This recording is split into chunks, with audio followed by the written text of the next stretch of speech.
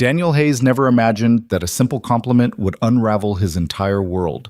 The moment those words left his lips in front of his best friend's mother, a brilliant, untouchable billionaire who happened to be younger than him, he saw something flicker in her eyes, something dangerous, something neither of them could ignore.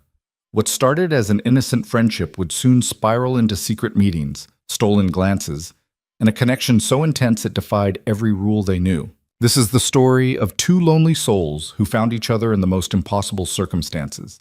If you're watching from anywhere in the world, drop your city in the comments below. I want to see how far this story travels. Hit that like button and stay until the end, because what happens next will leave you speechless. The California sun hung low over the modest street where Daniel Hayes had built his quiet, predictable life. At 32, he'd learned to appreciate the small victories. A daughter who laughed easily, a job that paid the bills, and a routine that kept chaos at bay. The phone repair shop where he worked sat wedged between a laundromat and a family-owned taqueria, the kind of place where everyone knew everyone, and nothing much changed from one year to the next. Daniel had never wanted more than stability. After his divorce 3 years ago, he'd focused every ounce of energy on creating a safe, normal world for his 7-year-old daughter, Mia. The custody arrangement gave him weekends and 2 evenings a week, time he guarded fiercely. During those precious hours, they built pillow forts, attempted increasingly complicated pancake recipes, and watched animated movies until Mia fell asleep against his shoulder. The rest of his time belonged to work, to paying rent, to maintaining the careful balance of single fatherhood. He'd never considered himself particularly ambitious. While other guys his age chased promotions or started businesses, Daniel found contentment in the rhythm of repair work. The satisfying click of a screen replacement, the quiet triumph of resurrecting a water-damaged phone. There was honesty in it, a straightforward equation of problem and solution that the rest of life rarely offered. Evan Brooks had wandered into the shop on a Tuesday afternoon 6 months ago, resume in hand and an eager smile that made him look even younger than 21. Daniel's boss, Marcus, had hired him on the spot. They needed the help, and Evan had a natural charm that put customers at ease. Within a week, Evan had reorganized their parts inventory and convinced 3 elderly customers to sign up for the extended warranty plan. "You're dangerous," Daniel had told him, only half joking. That smile could sell anything. Evan had grinned wider. "My mom says it's my only marketable skill." They'd fallen into an easy friendship, the kind that surprised Daniel. 11 years separated them, but Evan never made him feel old, and Daniel never made Evan feel inexperienced. They worked well together, Evan handling the customer interactions while Daniel tackled the more complex repairs. During slow afternoons, they'd argue about basketball, exchange terrible jokes, and occasionally venture into deeper territory, relationships, regrets, the feeling that life was happening somewhere else to someone else. Evan talked about his mother sometimes, but always in passing, always with a curious mix of pride and protective vagueness. "She works in tech," he'd say, or "she's always traveling for business." Daniel had formed a mental image, probably stressed, definitely busy, the type of single mother who juggled conference calls and parent-teacher meetings with equal determination. He'd imagined someone like the mothers he saw at Mia's school, professional, put together, perpetually rushing from one obligation to the next. He never imagined Victoria. The invitation came on a Friday, casual and unexpected. "Hey, you got plans tomorrow night?" Evan asked, looking up from a shattered iPhone screen. "Some buddies are coming over to my place. Pizza, games, the usual. You should come." Daniel hesitated.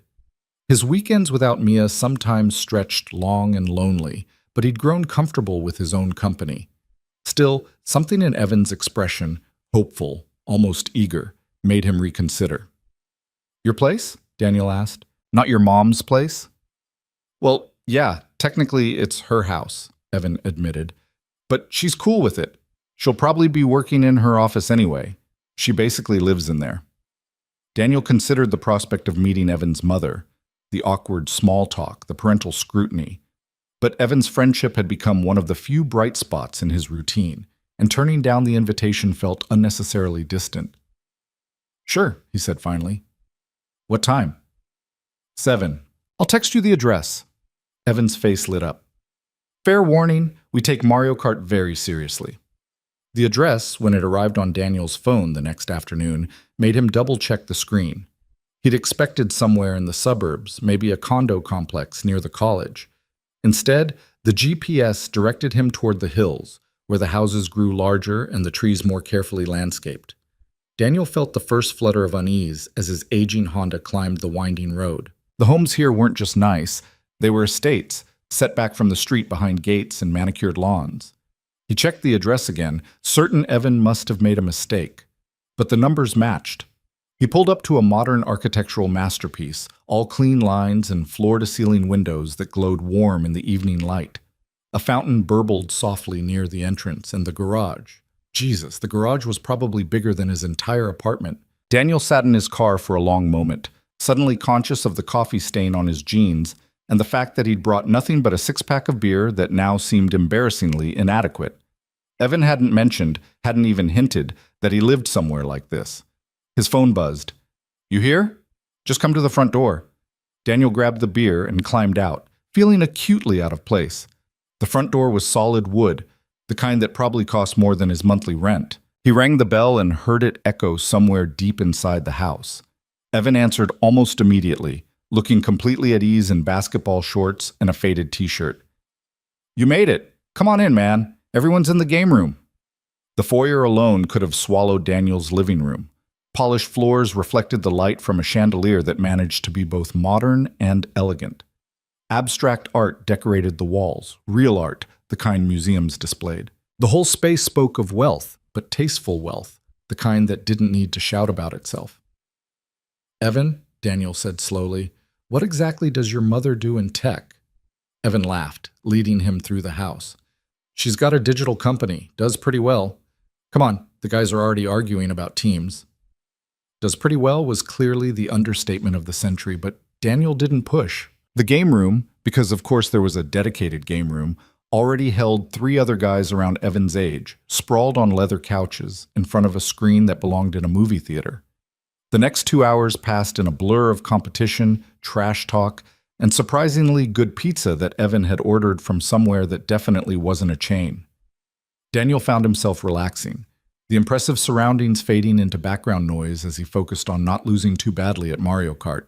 Evan's friends accepted him easily, the age gap mattering less than their shared determination to knock each other off Rainbow Road. He was laughing at something ridiculous Evan had just said when the door opened and she walked in. Time didn't actually stop, Daniel knew that intellectually, but something in his perception shifted, the room narrowing until it contained only her. Victoria Brooks couldn't have been much older than 30, and the realization hit Daniel like a physical blow. She moved with unconscious grace, wearing casual elegance the way other people wore sweatpants, dark jeans and a simple cashmere sweater that probably cost more than his car payment.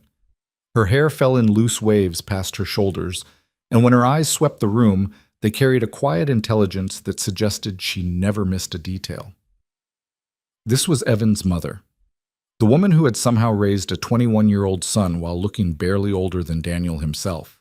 "Don't let me interrupt," she said, her voice warm with gentle amusement. "I just need to grab—" She moved to a bookshelf and retrieved a tablet, her presence filling the space in a way that had nothing to do with physical size and everything to do with an invisible gravity that made people pay attention. "Mom," Evan called out, pausing the game. "This is Daniel from work. Daniel, this is my mom, Victoria." She turned, and Daniel found himself standing without quite remembering the decision to do so. Her eyes met his, dark, measuring, curious, and he felt suddenly exposed, as if she could read every thought he'd just had. "Daniel." She extended her hand, her grip firm and confident. "Evans told me about you, the phone repair wizard who can resurrect any device." "That's a generous description," Daniel managed, acutely aware that his palm was probably sweaty. "I just follow YouTube tutorials like everyone else." Her smile was subtle, knowing. Somehow I doubt that. The moment stretched a fraction too long, her hand still holding his, before she released him and stepped back. "I'll leave you boys to your game. Nice to meet you, Daniel." She was almost to the door when Evan called out, "Hey, Mom. Daniel was just saying earlier how I get my devastating good looks from somewhere. What do you think? Did I nail the genetic lottery or what?" Daniel felt his face flush. "I did not. That's not what I—" But Victoria had paused in the doorway, turning back with an expression of amused interest. Her gaze found Daniel again, one eyebrow slightly raised. "I think," Evan continued, completely oblivious to Daniel's growing mortification, "Daniel was specifically admiring your timeless beauty. Weren't you, man?" The other guys laughed, and Daniel wanted the expensive floor to open and swallow him whole. He'd made some joke earlier, something stupid about good genes, never imagining he'd be forced to stand by it in front of the woman herself. "Evan," he started, but Victoria spoke first. "Well." Her eyes hadn't left Daniel's face, and something flickered in them. Surprise, maybe, or interest. "That's very kind of you to say, Daniel." The way she said his name made it sound different somehow, weighted with attention. She held his gaze a moment longer, and Daniel saw her mouth curve into the smallest smile. Not mocking, not embarrassed, but something else entirely. Something that made his breath catch.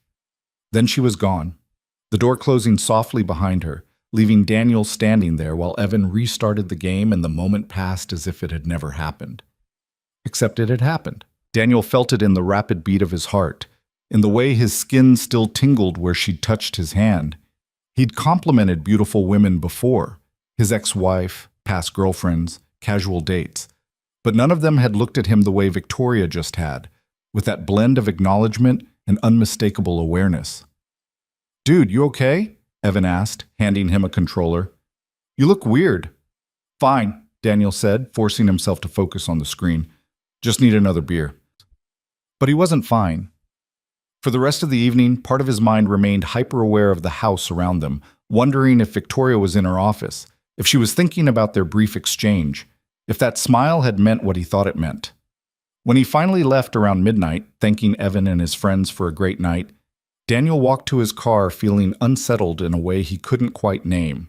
The evening air was cool, clearing some of the fog from his brain. He sat in the driver's seat, staring at the illuminated house, trying to reconcile the image he'd built of Evan's mother with the reality of Victoria Brooks.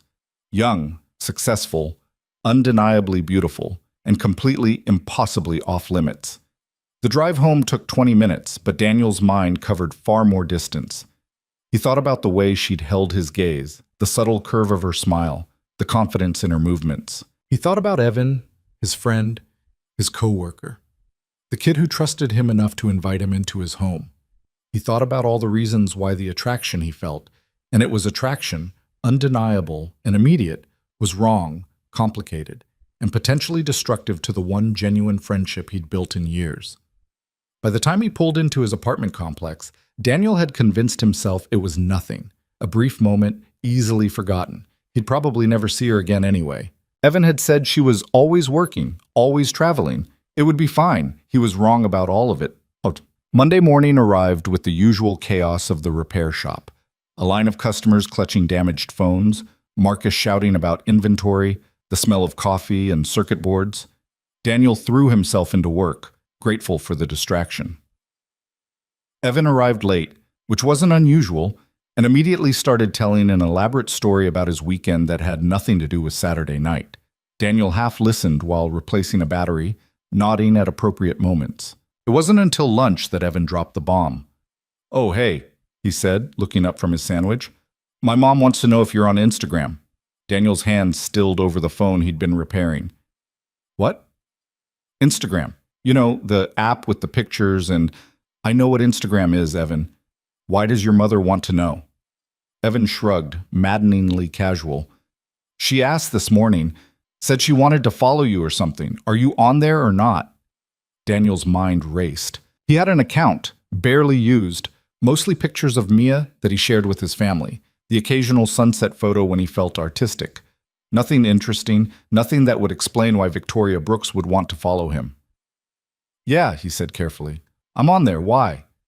"I don't know, man. You made an impression, I guess." Evan grinned. "She said you seemed nice. That's high praise from my mom. She usually just pretends my friends don't exist." Daniel's phone buzzed in his pocket. He pulled it out, already knowing what he'd see. "Victoria Brooks started following you." His thumb hovered over her profile. The account was private, the profile picture a distant shot that could have been anyone, but it was her. He knew it was her. "You gonna follow her back?" Evan asked, leaning over to look. She doesn't accept random people, so it's kind of a big deal. It felt like a test, though Daniel couldn't articulate what kind. Following her felt significant, like acknowledging something neither of them had spoken aloud. But not following her felt deliberately rude, and it would definitely prompt questions from Evan. His finger tapped the screen before he could overthink it further. Follow back. The response was immediate. Victoria Brooks accepted your follow request. Daniel opened her profile and the private feed became visible, a curated collection of images that told a story of a life lived at velocity. Professional photos from conferences and tech events, artful shots of travel destinations, occasional candid moments with Evan from years past, but nothing personal, nothing that revealed the woman behind the careful presentation. The last photo had been posted an hour ago. Daniel opened it and felt his breath catch. It was a simple image. A cup of coffee on a desk, late morning light streaming through windows that looked out over the city. The caption read, "Sometimes the best ideas come from unexpected conversations." It could have meant anything, probably meant nothing, but posted an hour after she asked Evan about his Instagram, less than 48 hours after their brief meeting, it felt like a message written in a language Daniel was just beginning to understand. "Earth to Daniel," Evan said, waving a hand in front of his face. "You're doing that weird spacing out thing again." "Sorry," Daniel muttered, pocketing his phone. "Just tired." But he wasn't tired. He was terrified and exhilarated in equal measure, standing at the edge of something he couldn't name and didn't fully understand.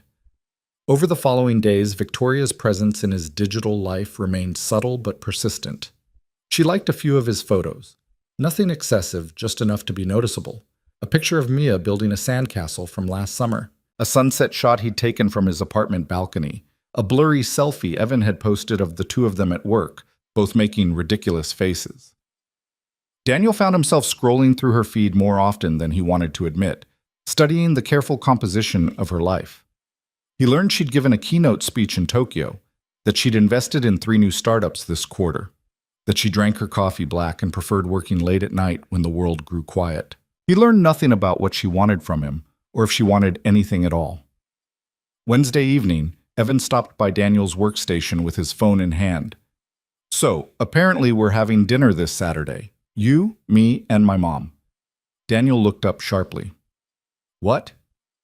"She's cooking," Evan continued as if this was completely normal.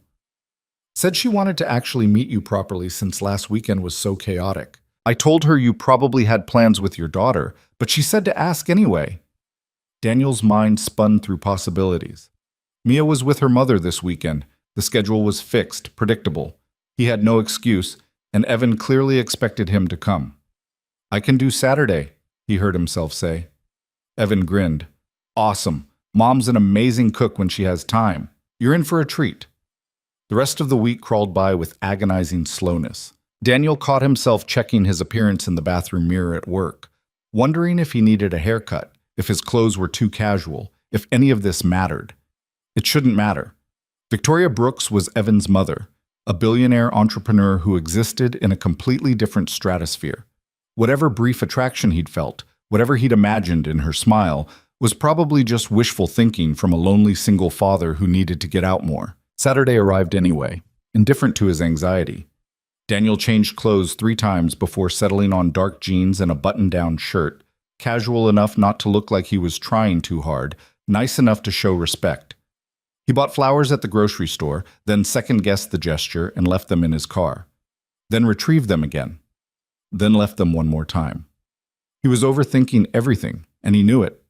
The drive to Victoria's house felt different in daylight. The property looked even more impressive with the sun illuminating every architectural detail. Daniel parked next to Evan's beat-up Jeep and sat for a moment, gathering his courage. His phone buzzed. "Door's open. Just come in." The house smelled incredible. Garlic and herbs and something baking. Daniel followed the scent through the foyer to the kitchen, where he found Victoria standing at the stove, stirring something in a large pot. She'd traded her business casual for worn jeans and a soft t-shirt, her hair pulled back in a messy ponytail. Somehow she looked even more beautiful this way, without the polish, just a woman cooking dinner in her home. "Daniel." She glanced over her shoulder and her smile was genuine, reaching her eyes. Perfect timing. Evan's setting the table on the patio. Can you help him? There's wine in the fridge if you want to pour. The casual domesticity of it caught him off guard. This wasn't the careful, distant interaction he'd anticipated. This felt comfortable, natural, as if he'd been coming to Saturday dinners for years. He found Evan on a sprawling patio that overlooked the city, laying out plates and silverware with the careless efficiency of someone who'd done it 1,000 times. She went all out, Evan said cheerfully. Homemade pasta, the fancy stuff. She must really like you. The comment was innocent, observational, but it landed like a stone in Daniel's chest. He helped Evan finish setting up, then poured wine while trying to ignore the way his hands wanted to shake. Victoria emerged carrying a massive bowl of pasta, steam rising from the perfectly al dente noodles coated in a sauce that looked like it belonged in a restaurant. She'd made a salad, fresh bread, the kind of meal that required hours of preparation. They sat as the sun began its descent, painting the sky in shades of orange and pink. The conversation flowed easily, surprisingly. Victoria asked about Daniel's daughter, genuinely interested in the details of his life. He found himself telling stories about Mia's latest school project, about the challenges of single parenting, about the small victories that made it worthwhile. Evan dominated much of the conversation, as he always did, but Daniel noticed Victoria's attention kept drifting back to him. Their eyes would meet across the table, hold for a moment too long, then both would look away as if caught at something neither wanted to acknowledge. The food was extraordinary. Daniel told her so, and she laughed, a real laugh, unguarded and warm. I don't cook much anymore, she admitted. It's usually just Evan and me, and he lives on takeout. It's nice to have a reason to actually use the kitchen. Well, this is incredible, Daniel said. Seriously, if the whole tech billionaire thing doesn't work out, you could open a restaurant. Evan nearly choked on his wine. Tech billionaire? Dude, did you Google my mom? Daniel felt his face heat. I mean, the house kind of speaks for itself, and you mentioned she does well. She does extremely well, Evan corrected, grinning. Mom's company is worth what is it now, Mom? A couple billion? Victoria shot her son a look that would have silenced anyone with sense. Evan, what? I'm just saying Daniel should know he's eating pasta made by someone who was on the Forbes list last year. Daniel's fork stopped halfway to his mouth. Forbes list. Billion with a B. He'd known she was successful, but he'd been thinking successful has a nice house. Successful. Not appears in financial magazines successful. Victoria sighed. Evan enjoys exaggerating my relevance. The company does well. We've been fortunate. Fortunate, Evan repeated, laughing. Mom, you built it from nothing. You can own it. I'd rather not make our guest uncomfortable with talk of money, Victoria said firmly, though her eyes found Daniel's with something that might have been apology. It's just numbers on a screen. She gestured at the table, the meal, the moment. This is what actually matters. Daniel believed her. Sitting there in the fading light, watching her push pasta around her plate while Evan launched into another story, he saw not the Forbes list billionaire, but a woman who'd made dinner for her son's friend, who laughed at bad jokes, who looked at him like he was worth her time. After dinner, Evan disappeared to take a phone call, leaving Daniel and Victoria alone with the dishes. They worked in comfortable silence for a moment, her washing while he dried, the kitchen warm and fragrant. I'm sorry about earlier, Victoria said quietly. Evan doesn't think before he speaks sometimes. It's fine, Daniel assured her. I'm just impressed. Building a company like that, I can't even imagine. It's lonely, she said, the words slipping out as if she hadn't meant to say them. She paused, her hand stilling in the soapy water. Success is lonely. Everyone assumes you have everything figured out, that money solves all problems, but it just creates different ones. Daniel set down the plate he'd been drying, turning to face her. Like? She met his eyes, and the vulnerability there stole his breath. Like, wondering if people see you or just see what you've built. Like raising a son alone and hoping you're not screwing him up too badly. Like cooking dinner for 3 people and remembering what it felt like to be part of something normal. The honesty of it cracked something open between them. Daniel understood that feeling, the isolation, the wondering, the ache for connection that went deeper than small talk and surface friendships. For what it's worth, he said carefully, I see you. Not the company, not the house, Not the Forbes list, just you. And what I see is remarkable. Victoria's breath caught audibly. They stood in the kitchen, barely 3 feet apart, the air between them electric with possibility. Her lips parted as if to speak, but before any words could form, Evan's voice echoed from somewhere in the house. Daniel, you want to see the game room for real this time? Mom's got a setup that'll blow your mind. The moment shattered. Victoria turned back to the dishes, but not before Daniel saw color rising in her cheeks. You should go, she said softly. He'll be insufferable if you don't admire his gaming collection.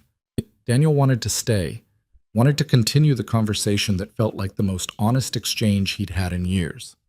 But Evan was calling again, and the moment had passed.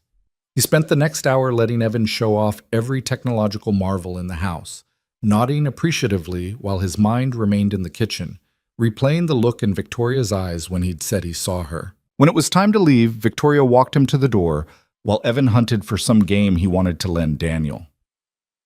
They stood in the foyer, the same space where he'd first entered her home, and everything felt different now. Thank you for coming, Victoria said. It meant a lot, to both of us. Thank you for cooking, Daniel replied. It was perfect. She looked at him for a long moment, her expression unreadable. Then so quietly he almost missed it. You don't need an invitation from Evan to come back, you know. My door is open.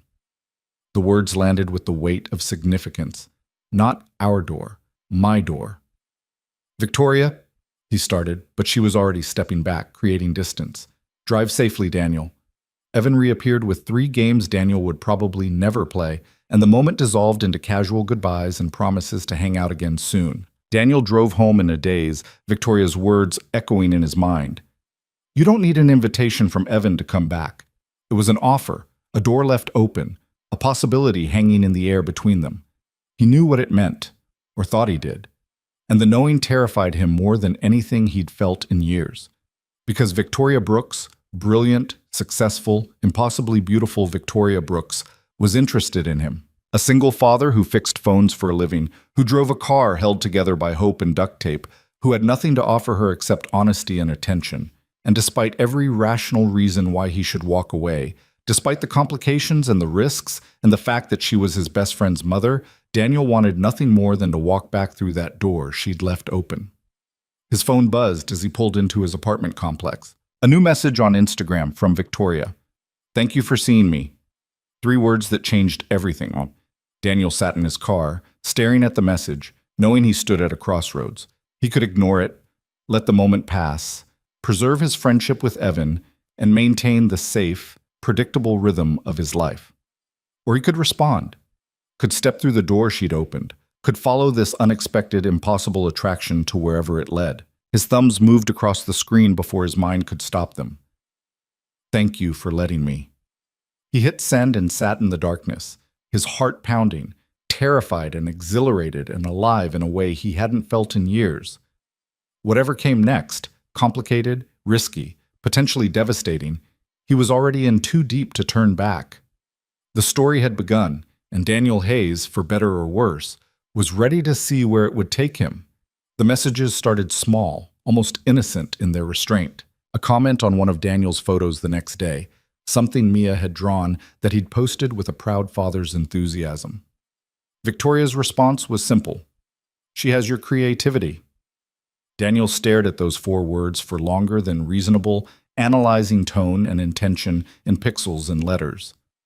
He replied with a thank you, added something about Mia's latest obsession with dinosaurs, kept it light and parent-friendly. Victoria responded with a story about Evan's childhood fascination with volcanoes, how he'd once tried to build one in her home office using baking soda and an entire bottle of red food coloring.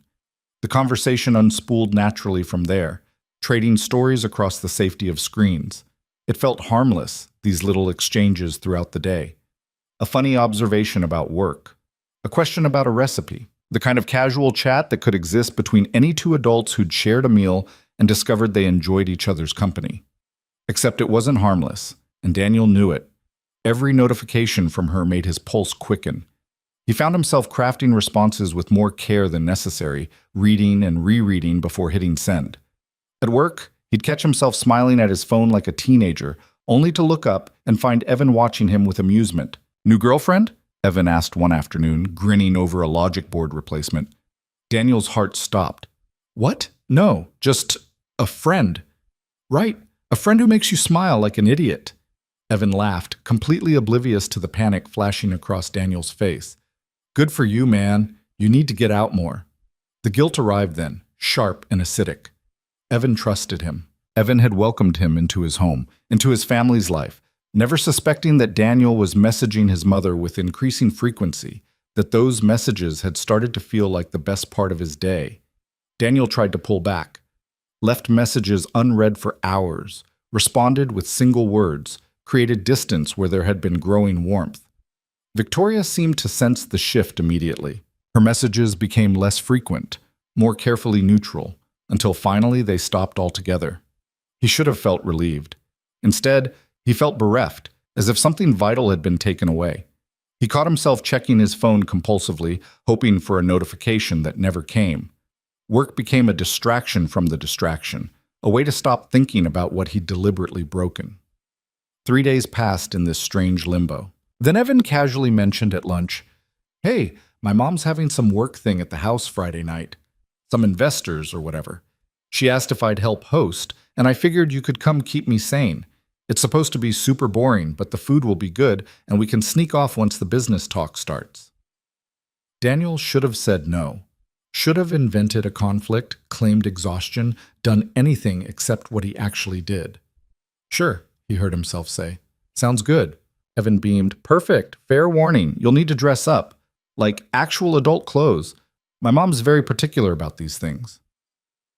Friday evening found Daniel standing in front of his closet, staring at the limited selection of dress clothes he owned.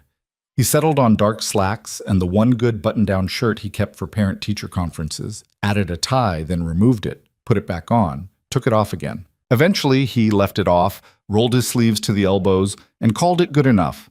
The house blazed with light when he arrived.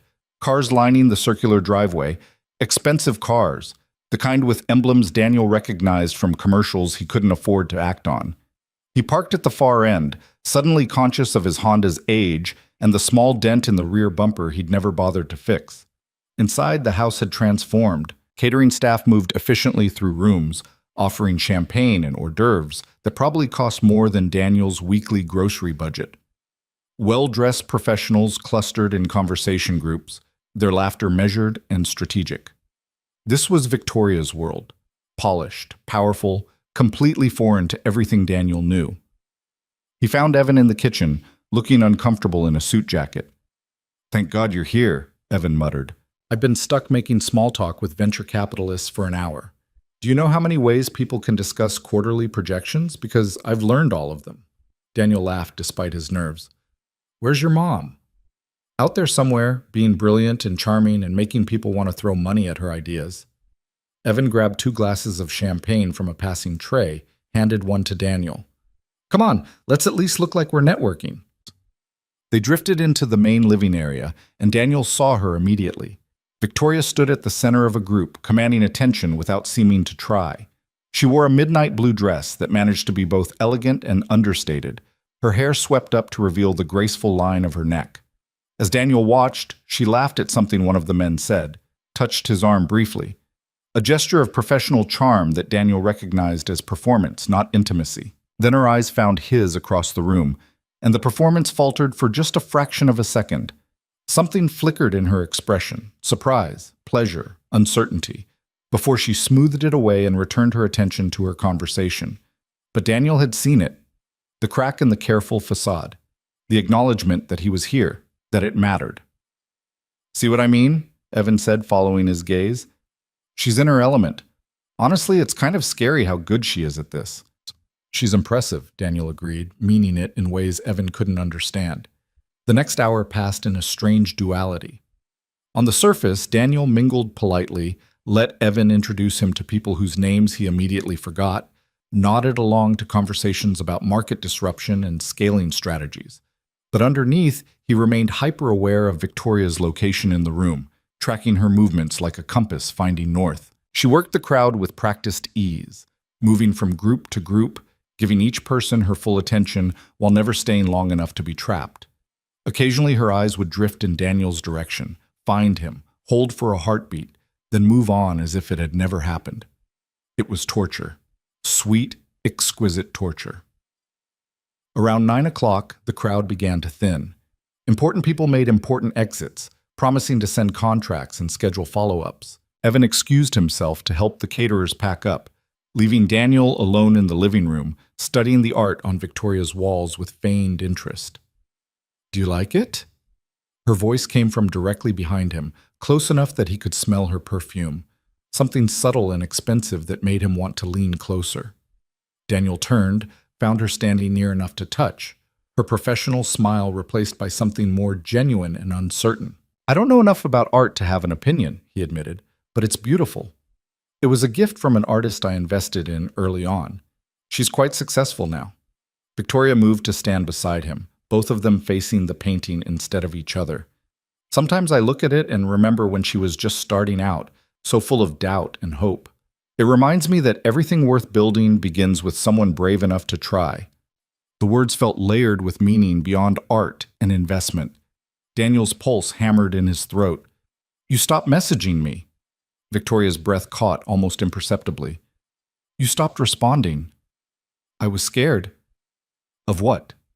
Daniel turned to face her fully, and she mirrored the movement, her eyes searching his. They stood in a room full of people, caterers clearing plates, Evan somewhere in the house, guests still lingering in other rooms, but the moment felt intensely private, carved out of the chaos. "Of this," Daniel said quietly, "of wanting something I shouldn't want, of ruining Evan's friendship, of not being enough for someone like you." Victoria's expression softened. She glanced toward the kitchen where sounds of cleanup continued, then back to Daniel. "Can we talk? Somewhere private?" He should have said no. Should have recognized the danger in privacy and conversation, in the way she looked at him like he was the only person in her impressive house. Instead, he nodded. She led him through the house to a room he hadn't seen before, a study or private office, lined with books and dimly lit by a single lamp. Victoria closed the door and the sounds of the party faded to a distant murmur. "I need you to understand something," she said, leaning against her desk, arms crossed in a posture that might have been defensive if her eyes weren't so open, so vulnerable. "I don't do this. I don't feel this. My life is carefully controlled. My business, my public image, my relationships with people. Everything has its place, its purpose." "Victoria, please let me finish." She took a breath, steadying herself. "And then you walked into my home, my son's friend, someone I should have barely noticed. But I did notice. I noticed everything about you, the way you listened when people spoke, the gentleness in your voice when you talked about your daughter, the fact that you saw me, actually saw me, not the money, not the success, just me." Daniel's heart thundered against his ribs. "I don't understand what you want from me." "That's just it," Victoria said, and her laugh was shaky, uncertain. "I don't know either. I've spent 3 years since my divorce focusing entirely on building my company, on being the mother Evan needed, on proving I could succeed on my own terms. I haven't let myself want anything beyond those goals. And then you complimented me in my own living room and looked at me like I was extraordinary, and suddenly I wanted things I thought I'd stopped wanting years ago." The confession hung between them, raw and honest. Daniel crossed the space separating them, stopped close enough to see the rapid pulse at her throat, the way her breath had quickened. "Tell me to leave," he said. "Tell me this is a bad idea, and we should forget this conversation ever happened." Victoria met his eyes, and he saw his own conflict mirrored there. The war between what made sense and what felt right, between obligation and desire. "I can't," she whispered. "I've tried, but I can't." Daniel raised his hand, slowly enough that she could step away, and brushed his fingers against her cheek. Her skin was impossibly soft, warm beneath his touch. Victoria's eyes fluttered closed for a moment, leaning almost imperceptibly into the contact. "This is crazy," Daniel murmured. "You know that, right? There are about 100 reasons why we shouldn't—" "I know all of them," Victoria interrupted, opening her eyes. "I've listed them repeatedly. Evan, the age difference. You're 2 years younger than me. The wealth gap. The professional implications if people knew. The fact that you work with my son, that you're his friend, that this could destroy that friendship. Her voice cracked slightly on the last word. I know, Daniel. I've thought of nothing else for days. And yet here we are, Daniel said softly. Here we are, she echoed. The kiss, when it came, felt inevitable and impossible all at once. Daniel leaned in slowly, giving her every chance to pull away, but Victoria rose to meet him halfway. Their lips touched softly at first, tentative and questioning, before the restraint they'd both been maintaining shattered completely. Victoria's hands found their way to his shoulders, pulling him closer as the kiss deepened. Daniel's arms wrapped around her waist, and the feel of her against him erased every rational thought from his mind. She tasted like champagne and possibility, and when she made a small sound in the back of her throat, Daniel felt it echo through his entire body. They broke apart, breathing hard, foreheads pressed together, neither willing to step back completely. We can't do this, Victoria whispered, but her hands remained fisted in his shirt. I know. Evan can't know. No one can know. I know. This is the worst idea either of us has ever had. Probably, Daniel agreed. Then, because he couldn't stop himself. When can I see you again?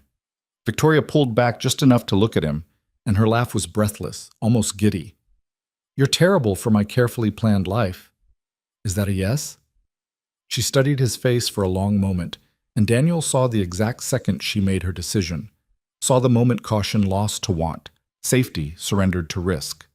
Evan's going to Santa Barbara next weekend with friends. He'll be gone Friday through Sunday. Daniel's mouth went dry.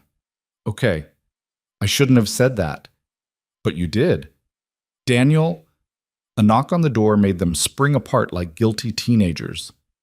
Evan's voice came through the wood. Mom, you in there? The caterers need you to sign something. Victoria's eyes went wide, and Daniel saw his own panic reflected there. She smoothed her dress quickly, ran a hand over her hair, took 3 steadying breaths. When she spoke, her voice was perfectly calm, professionally distant. Just a moment, sweetheart. She looked at Daniel, and the heat from moments before transformed into something more complex. Desire mixed with fear, excitement tangled with guilt. Wait 30 seconds, then come out. Say you were admiring the book collection or something. Daniel nodded, not trusting his voice. Victoria moved to the door, paused with her hand on the knob, and glanced back at him one last time. The look said everything they couldn't speak aloud. This is real. This is happening. There's no going back. Then she was gone, the door closing behind her, leaving Daniel alone in the dim study with the taste of her still on his lips, and the hammering certainty that his life had just changed in ways he couldn't fully comprehend. He counted to 30, forced his breathing to steady, then stepped out into the hallway. Victoria stood near the kitchen with a clipboard, signing documents with practiced efficiency while discussing logistics with the catering manager. Evan lounged against the counter, looking bored and ready for the evening to end. Neither of them looked at Daniel as he casually made his way back to the living room, but he felt Victoria's awareness of him like electricity in the air. He left shortly after, claiming early morning obligations with Mia. Evan walked him to the door, completely oblivious to the way Daniel's hands trembled slightly as he retrieved his keys. Thanks for coming, man, Evan said, clapping him on the shoulder. I know it was boring as hell, but it meant a lot having someone here who wasn't trying to pitch me their startup idea. Anytime, Daniel managed, the guilt sitting heavy in his chest. This was his friend, his good friend, who trusted him completely, and had no idea that Daniel had just kissed his mother in her private office while a house full of people celebrated her success. He drove home in a daze, replaying every moment, the way Victoria had looked at him, the taste of her lips, the small sound she'd made when he'd pulled her closer, the way she'd said Evan's name when her son knocked on the door, snapping them both back to the reality of what they were risking. His phone buzzed as he pulled into his apartment complex. A message from Victoria. I can't stop thinking about it. Daniel stared at the words, his thumb hovering over the keyboard. He should be the reasonable one. Should pump the brakes, suggest they forget it happened, protect his friendship with Evan and Victoria's relationship with her son. Instead, he typed, neither can I. Her response came quickly. This is dangerous. I know. We're going to hurt people. Daniel closed his eyes, the truth of it sitting like a stone in his gut. Probably. A long pause. Then, I don't want to stop. The confession broke something open in his chest. He typed quickly before courage could fail him. Neither do I. Another pause, longer this time. Daniel could imagine her on the other end, still in her beautiful dress, surrounded by the trappings of her successful life, deciding whether to leap or retreat. Finally, Friday, 7 p.m., just come to the door. Daniel's heart hammered against his ribs.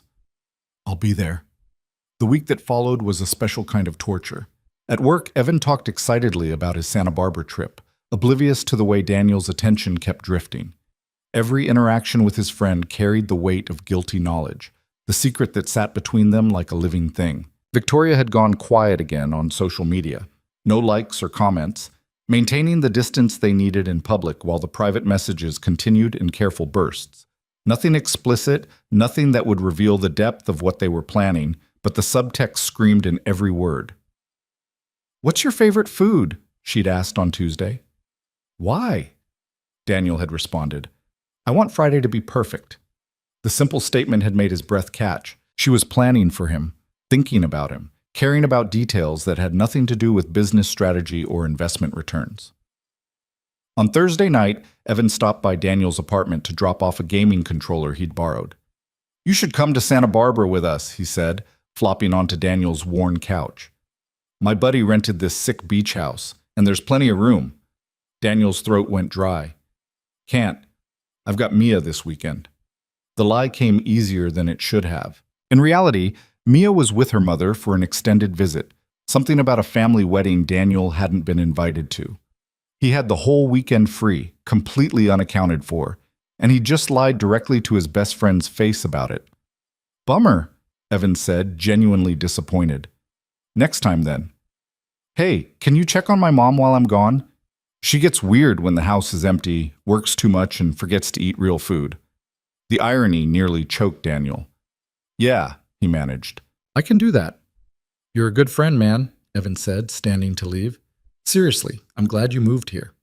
The words followed Daniel into his restless sleep that night, echoing with accusation and innocent trust in equal measure. Friday arrived with agonizing slowness. Daniel moved through work in a fog, barely registering Marcus's complaints about inventory or the steady stream of customers. At lunch, he checked his phone compulsively, but Victoria had sent nothing since her message 2 days ago confirming the time. "You okay?" Marcus asked, appearing at Daniel's workstation. "You've been off all week." "Fine," Daniel lied. "Just tired." Marcus studied him with the knowing look of someone who'd seen too much of life to be easily fooled. "Woman trouble?" Daniel's hand stilled on the phone he'd been repairing. "Something like that." "Word of advice from someone who's been divorced twice?" Marcus leaned against the counter. "Whatever you're thinking about doing, make sure it's worth the cost. Because there's always a cost." The warning settled like lead in Daniel's stomach, but it didn't change anything.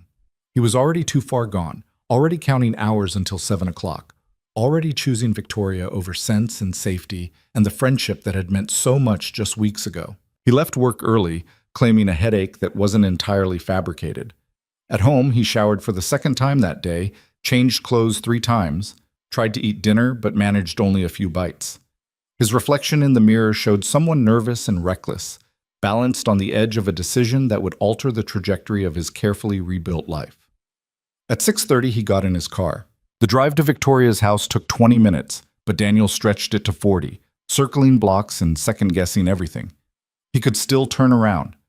Could text her some excuse, preserve what remained of his integrity, protect everyone from the inevitable fallout. But at 7 o'clock exactly, he found himself standing at her front door, his finger pressing the bell before his mind could override his body. Victoria answered immediately, as if she'd been waiting right there. She wore jeans and a simple sweater, her hair loose around her shoulders, no makeup, no professional armor. She looked younger this way, vulnerable, and the sight of her made Daniel's heart ache with want.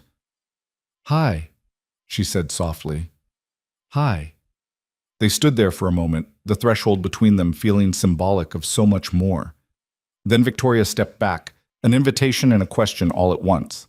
Daniel crossed into her house and heard the door close behind him with a soft, final click. The evening stretched before them, full of possibility and danger.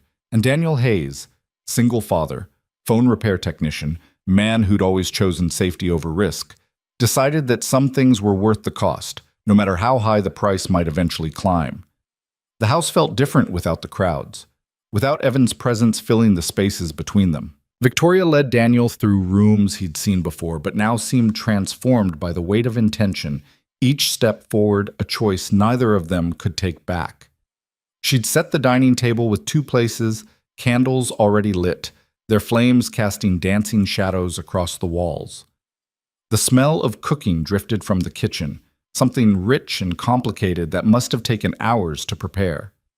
"You cooked again," Daniel said, his voice sounding strange in the quiet house. "I wanted to," Victoria replied, and there was something nervous in the way she moved, straightening a napkin that didn't need straightening, adjusting a wine glass by millimeters. "I haven't done this in a long time. Cooked for someone because I wanted to, not because it was expected."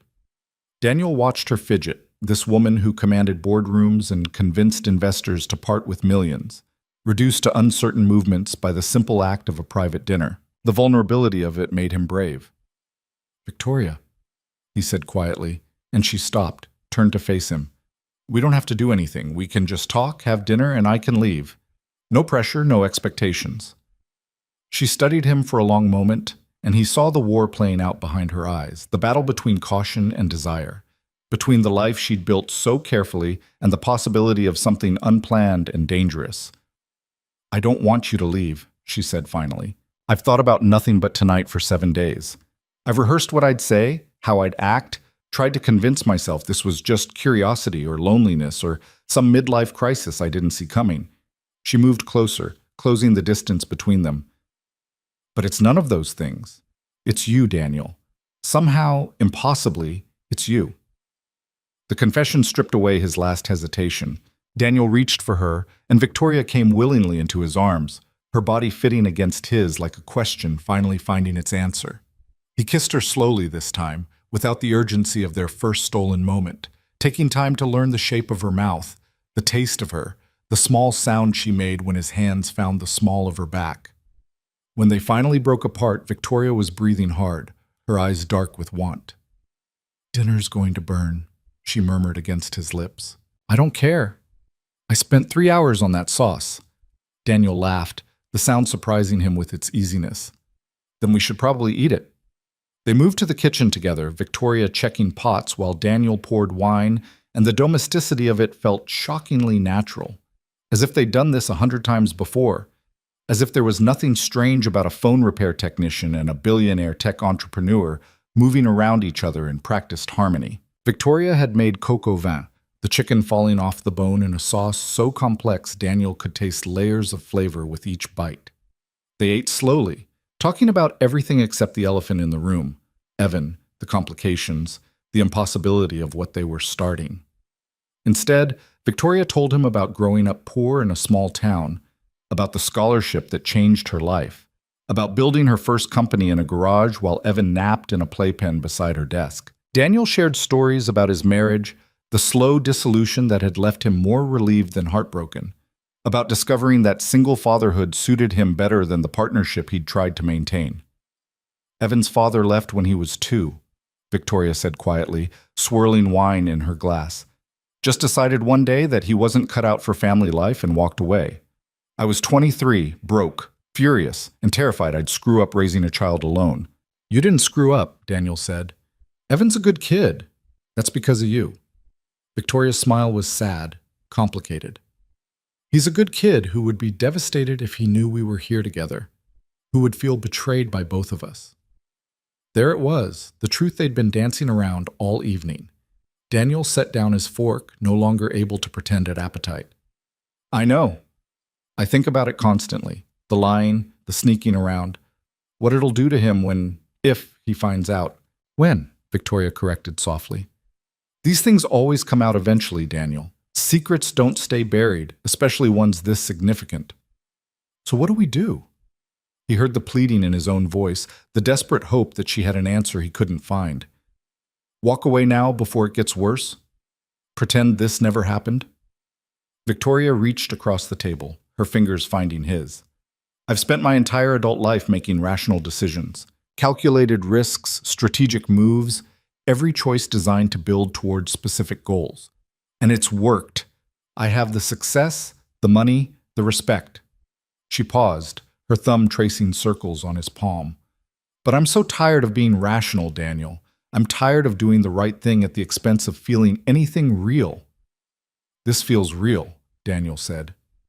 Terrifyingly real.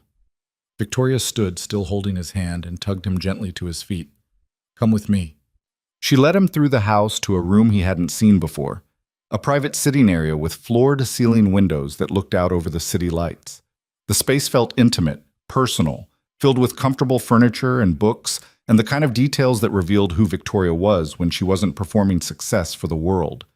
They settled on the couch, Victoria tucking herself against his side, with an ease that suggested she'd been thinking about how they'd fit together. Daniel wrapped his arm around her shoulders, and for a long moment they just sat there, watching the city sprawl below them in rivers of light. Tell me about your divorce, Victoria said quietly. What happened? Daniel had told the sanitized version so many times it came automatically, grew apart, wanted different things, parted amicably.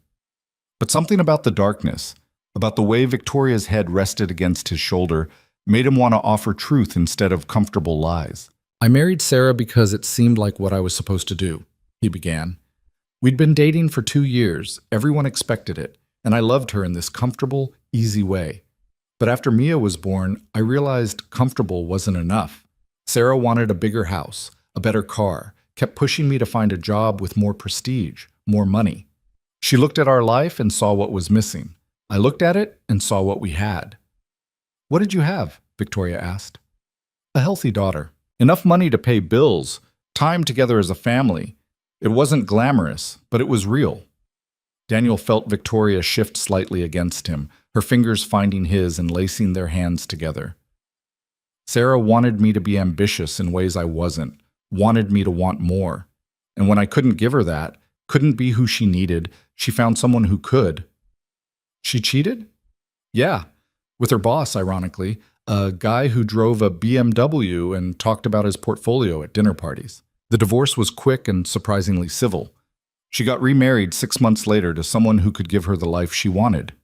He paused, surprised to find the old hurt had faded to something distant and manageable. I'm grateful to her, honestly.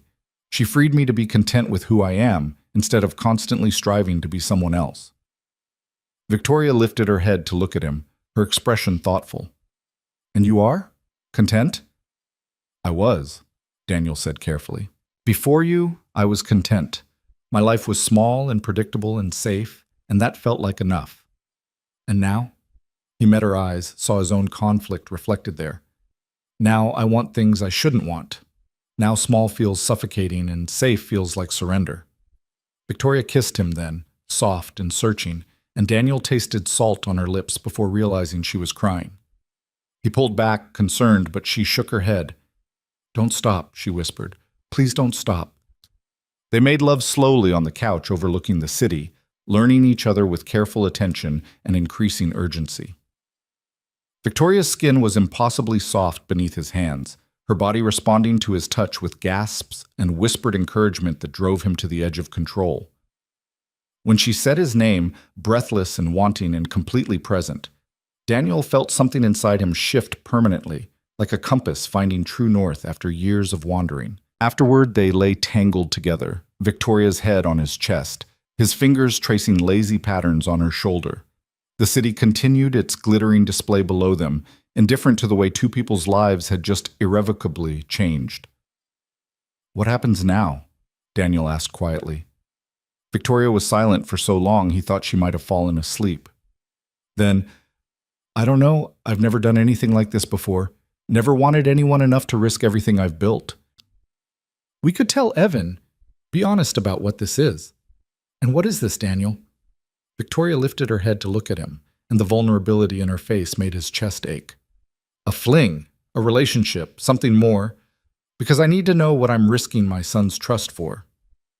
Daniel didn't have an answer. They'd known each other for weeks, had spent a handful of evenings together, had crossed lines they couldn't uncross. What they had shouldn't feel as significant as it did, shouldn't warrant the magnitude of what they were risking. "I don't know what to call it," he admitted, "but I know I think about you constantly, that being here with you feels more right than anything has in years, that even knowing how badly this could end, I can't make myself regret it." Victoria's smile was bittersweet. "That's not very reassuring." "No," Daniel agreed, but it's honest." She settled back against his chest with a sigh. "Evan gets back Sunday evening. We have until then to figure out what comes next." They fell asleep like that, wrapped around each other on the couch, and when Daniel woke hours later to pre-dawn light filtering through the windows, he felt Victoria still pressed against him, her breathing slow and even. He should have felt guilty, should have been drowning in the weight of what they'd done. Instead, he felt peaceful in a way that scared him with its intensity. Victoria stirred, her eyes opening slowly. For a moment she looked confused. Then memory returned and something complicated crossed her face. Pleasure and regret and determination all mixed together. "Hi," she whispered. "Hi." "I should feel worse about this than I do." Daniel brushed a strand of hair from her face. "Me too." They made breakfast together in the enormous kitchen, Victoria scrambling eggs while Daniel attempted to make coffee in a machine that looked like it belonged in a professional cafe. The morning felt surreal, domestic, and stolen all at once. Every moment waited with the knowledge that this couldn't last, that Sunday would come and reality would reassert itself. "Stay today," Victoria said suddenly, not looking at him. "Don't go back to your apartment. Stay here with me." Daniel should have said no, should have maintained some distance, some pretense that this was casual and containable. Instead, he said, "Okay." They spent Saturday in a bubble of their own making, ignoring the outside world entirely. Victoria showed him parts of her house he hadn't seen, a home gym, a library that took up an entire wing, a workshop where she apparently built furniture when she needed to think. They talked for hours about everything and nothing, filling in the gaps of who they were beneath the surface presentations. In the afternoon, they made love again, this time in Victoria's bed with sunlight streaming through the windows and nowhere to hide from the intensity of what they felt. Daniel learned that she was ticklish just below her ribs, that she made this particular sound when he kissed her neck just right, that afterward she liked to be held with his hand over her heart. "I was married once," Victoria said quietly, lying beside him in the tangled sheets. "Evan's father. We met in college, got married too young, had a baby before we'd figured out who we were as individuals. He left because I wasn't enough, not interesting enough, not exciting enough, too focused on building a career instead of making him the center of my universe." Daniel's arm tightened around her. "He was an idiot." "Maybe. Or maybe I was impossible to live with. I worked 80-hour weeks, brought Evan to the office when I couldn't find childcare, chose business opportunities over family dinners." She paused, her voice going quieter. "After he left, I convinced myself I was better off alone, that relationships were distractions from what really mattered. I dated occasionally, nothing serious, and told myself I preferred it that way." "What changed?" Daniel asked. Victoria turned to face him, her hand coming up to trace the line of his jaw. "You walked into my house and looked at me like I was extraordinary. Not my company, not my success, not the money, just me. And I realized I'd been starving for that kind of attention for years." The confession made Daniel's throat tight. "You are extraordinary. The company stuff is impressive, sure, but it's not why I'm here." "Why are you here, Daniel? Really?" He considered the question seriously, knowing she deserved more than platitudes.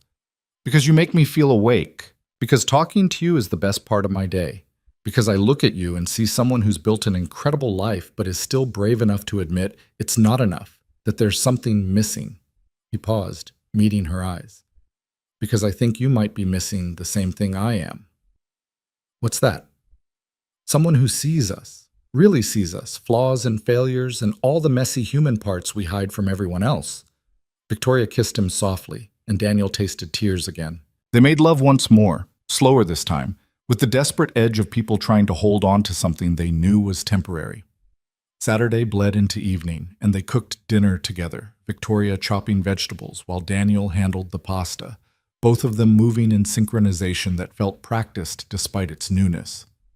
They ate on the patio as the sun set, the conversation flowing easily now that they'd shared the harder truths. "Tell me about Mia," Victoria said, refilling their wine glasses.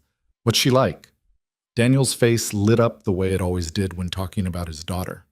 "She's fierce, stubborn as hell, curious about everything, has opinions about topics I didn't know 7-year-olds thought about. Last week she informed me that dolphins are overrated and octopuses are clearly the superior sea creature." Victoria laughed. "Based on what criteria?" She had a whole presentation prepared. "Octopuses are smarter, can change colors, have 3 hearts. Dolphins, according to Mia, are just good at public relations." "I like her already." Victoria's smile was genuine, but something sad lingered behind it. Evan was like that as a kid, always questioning, always convinced he knew better than the adults. "I spent half my time arguing with a child who could debate me into circles." "He still can," Daniel said. "Watched him convince a customer that a phone with a cracked screen was actually more valuable because it had character." "That sounds like him." Victoria's expression grew distant, troubled. "He's going to hate me when he finds out. Hate both of us." Daniel reached for her hand across the table. "We don't have to tell him. Not yet. Not until we know what this is." "Secrets have a way of coming out at the worst possible time," Victoria said. "And the longer we wait, the worse the betrayal will feel." "So what do you want to do? End this now? Pretend it never happened?" Victoria's fingers tightened around his. "No. I want to be selfish. I want to keep you for as long as I can before it all falls apart."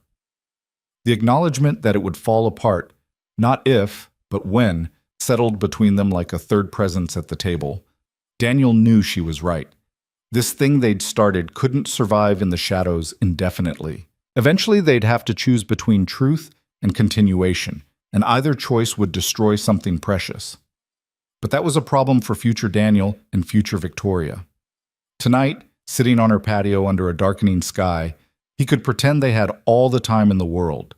They watched a movie later, curled up on the massive couch in Victoria's home theater, a room that could seat 20 but held just the two of them. Daniel barely registered what was on screen, too aware of Victoria's warmth against his side, the way her fingers played absently with his, the peaceful domesticity of something as simple as watching television together.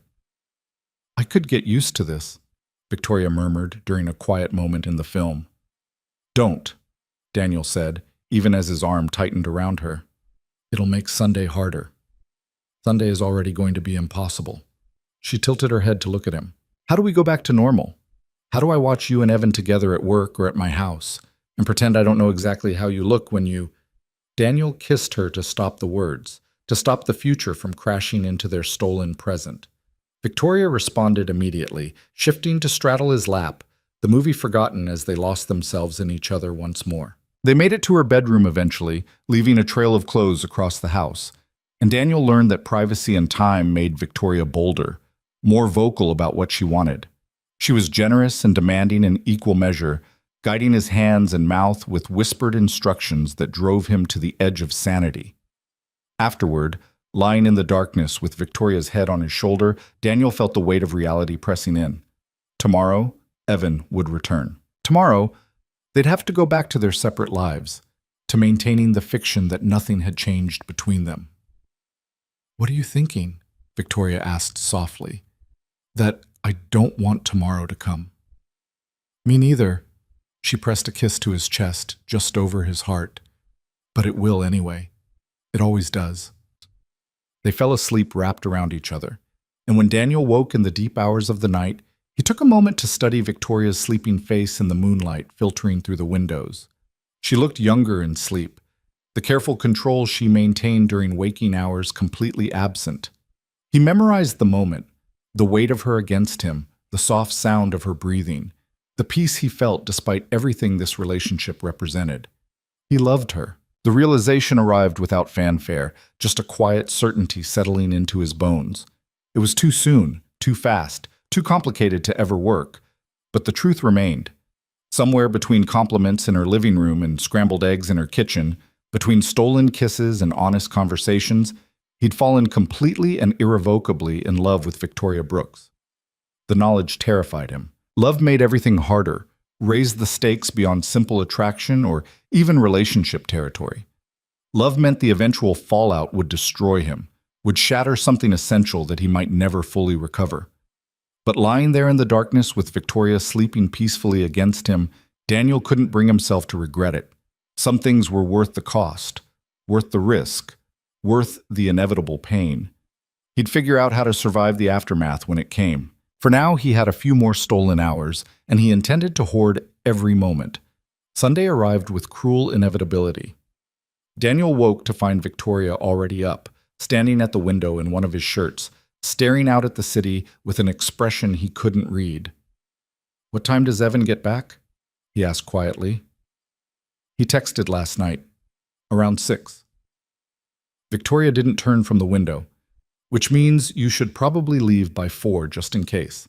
Daniel checked his phone, 9:15. They had hours yet, but already the end pressed in on them, stealing the ease they'd found. He got out of bed, crossed to where Victoria stood, and wrapped his arms around her from behind. She leaned back against him with a sigh.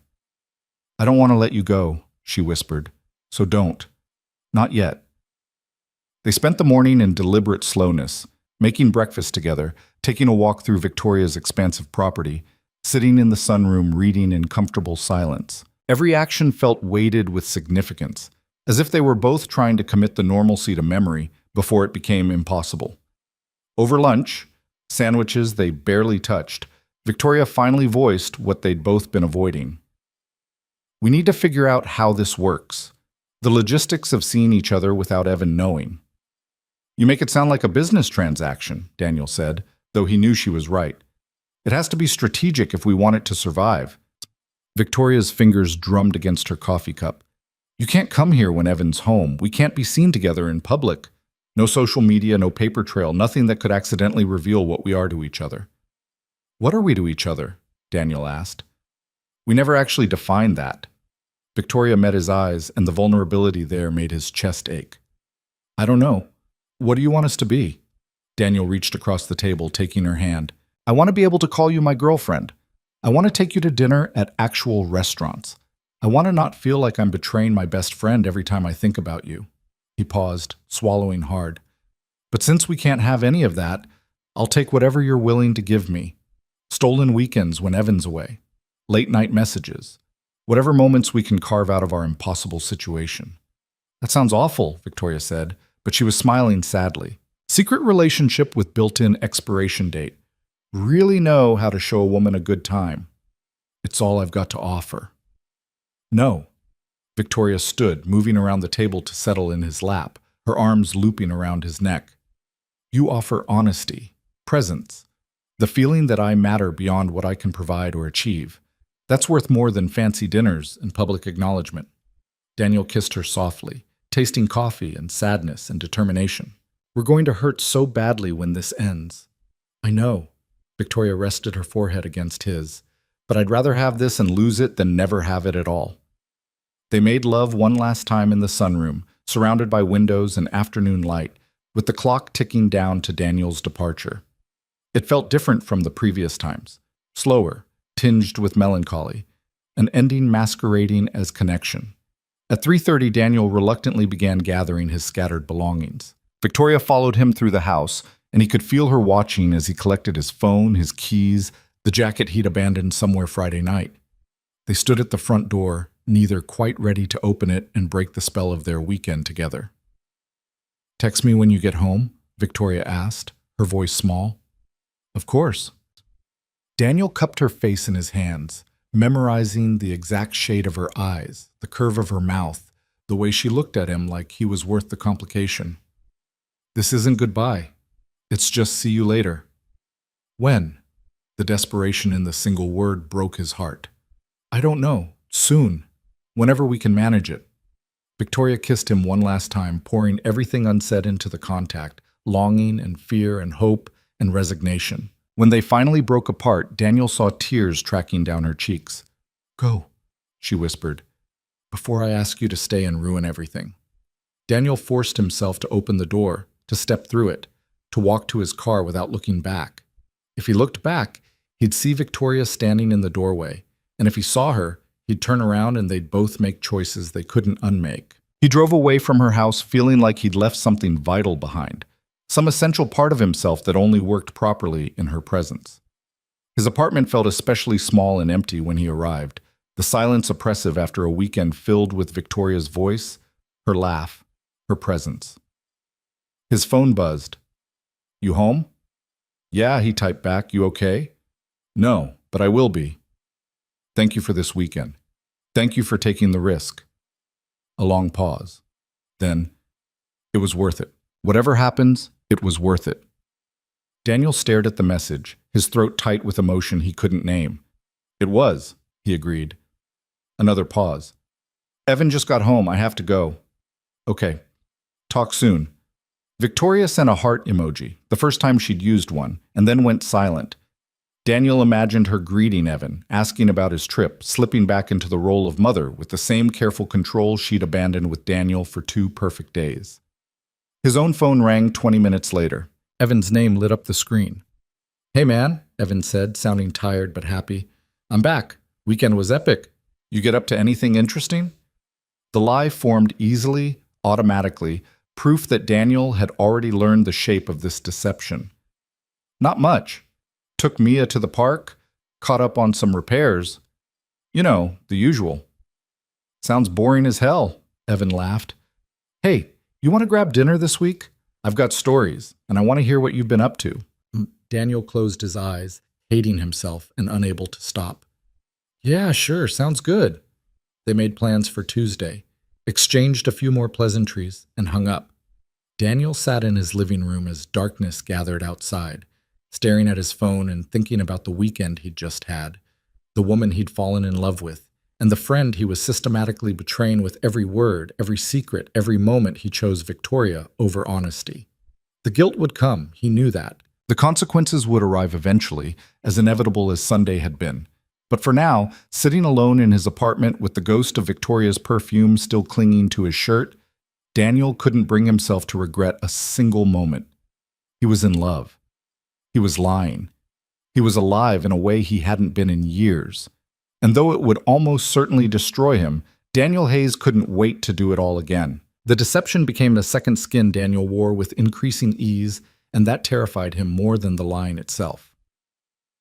Tuesday dinner with Evan passed in laughter and stories, Daniel nodding along to tales of beach bonfires and late-night surfing while his mind drifted to Victoria's hands on his skin, the sound she made when he kissed the hollow of her throat. He caught himself smiling at inappropriate moments, had to force his expression into something that matched Evan's energy instead of betraying the memory of Sunday morning light filtering through bedroom windows.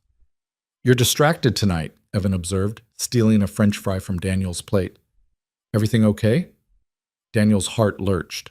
"Yeah, just tired. Mia's been having nightmares lately, keeps waking me up." Another lie, smooth as silk. Mia was fine, sleeping peacefully at her mother's house, but Evan accepted the explanation with sympathetic understanding, launching into a story about his own childhood fears. Daniel listened and hated himself and couldn't stop. At work, the duplicity intensified. Victoria's name came up in casual conversation. Evan mentioning his mother's latest business trip, complaining about her workaholic tendencies, asking Daniel's opinion on a birthday gift. Each mention was a small knife twisting in Daniel's gut, a reminder of the elaborate fiction he was maintaining. The private messages with Victoria continued in careful bursts, timed for moments when Evan was occupied elsewhere. They kept the content deliberately vague, nothing that would explicitly reveal their relationship if accidentally discovered, but the subtext screamed in every word. "Thinking about you," Victoria would send during her lunch break. "Same," Daniel would reply when Evan stepped out for coffee. "When can I see you again?"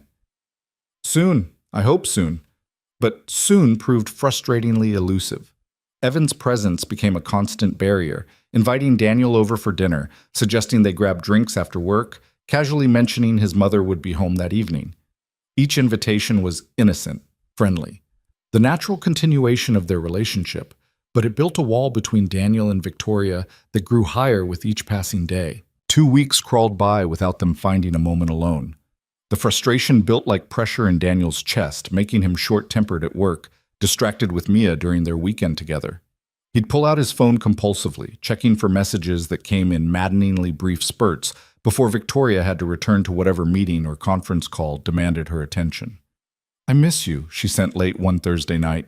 Daniel stared at the message, lying alone in his bed, acutely aware of the empty space beside him. This is torture. I know. I'm sorry. Don't apologize. Just tell me when I can see you. Victoria's response took several minutes. Evan's talking about going to his friend's cabin next weekend. 3 days. If he goes, then you come here. Friday night through Monday morning. No interruptions. Daniel's pulse hammered against his ribs. 4 days. 4 days alone with Victoria. No rushing, no watching the clock, no pretending they were anything other than what they'd become. I'll be there. The following week passed with agonizing slowness. Daniel caught himself watching Evan for any sign that the cabin trip might fall through, relief washing over him each time Evan confirmed another detail of the plan. He felt like an addict counting down to his next fix, and the self-awareness did nothing to diminish the craving. Wednesday afternoon, Evan stopped by Daniel's workstation looking troubled. Hey, can I ask you something? Daniel's hands went cold. Sure. What's up? It's about my mom. Evan leaned against the counter, his usual easy confidence replaced by something uncertain. She's been acting weird lately, distracted, secretive, on her phone all the time. I asked her about it yesterday, and she practically bit my head off. Daniel forced his expression into concerned neutrality, even as panic screamed through his veins. Maybe it's work stress? Maybe. Evan didn't sound convinced. Or maybe she's seen someone and doesn't want to tell me, which would be fine, honestly. I want her to be happy. But the sneaking around thing is weird. We've always been honest with each other. The irony nearly choked Daniel. He swallowed hard, searching for words that wouldn't be a complete lie. You could just ask her directly. Tell her you've noticed she seems different. See what she says. I tried. She shut down completely, said I was imagining things. Evan ran a hand through his hair, frustrated. I don't know, man. Maybe I'm paranoid. It's just strange, you know? She's usually so open about her life. Daniel felt the weight of Evan's trust like stones in his pockets, pulling him under. Give her some space. If there's something going on, she'll tell you when she's ready. Yeah, you're probably right. Evan straightened, some of his usual lightness returning. Anyway, you still good to keep an eye on the house this weekend? I'm leaving Friday morning. Absolutely, Daniel said, the lie sitting familiar and bitter on his tongue. Have a great time at the cabin. That evening, Daniel called Victoria from his car, parked in a grocery store lot where he could speak freely. She answered on the first ring, her voice tight with stress. He knows something's different, she said without preamble. He doesn't know what, but he's suspicious. I know, he talked to me today. Daniel pressed his forehead against the steering wheel. Victoria, maybe we should cool it for a while. Give things time to settle down. Is that what you want? Her voice was small, vulnerable in a way that made his chest ache. No, but I don't want to hurt him. We're already hurting him, Victoria said quietly. Every day we continue this lie, we're hurting him. Stopping now doesn't undo the damage. It just means we suffer for nothing. The logic was flawed, and they both knew it, but Daniel wanted to believe it anyway. Wanted permission to be selfish, to take what he needed without facing the consequences. Friday? Friday, Victoria confirmed. And Daniel? I'm not sorry. I know I should be, but I'm not. Me neither. Friday arrived wrapped in guilt and anticipation in equal measure. Daniel watched Evan load camping gear into his Jeep that morning, accepting his friend's grateful thanks for watching the house with a smile that felt like shattered glass. The moment Evan's vehicle disappeared around the corner, Daniel pulled out his phone. He's gone. Victoria's response was immediate. Come now. Daniel made it to her house in record time, his heart hammering as he pulled into the circular driveway. This time when Victoria opened the door, she didn't wait for him to step inside. She met him on the threshold, her arms wrapping around his neck, her mouth finding his with desperate urgency. They didn't make it past the foyer. Daniel pressed Victoria against the wall beside the door, her legs wrapping around his waist as 2 weeks of pent-up frustration poured into frantic kisses and wandering hands. It was rough and urgent and completely lacking the tender exploration of their first weekend, need overriding everything else.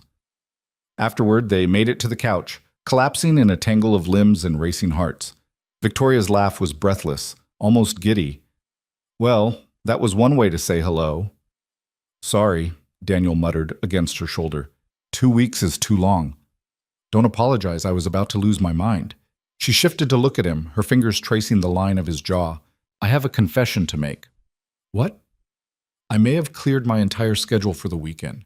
Canceled meetings, delegated urgent matters, basically told my entire company I was unreachable unless the building was literally on fire. Daniel felt something warm bloom in his chest. You did that for me. I did it for us.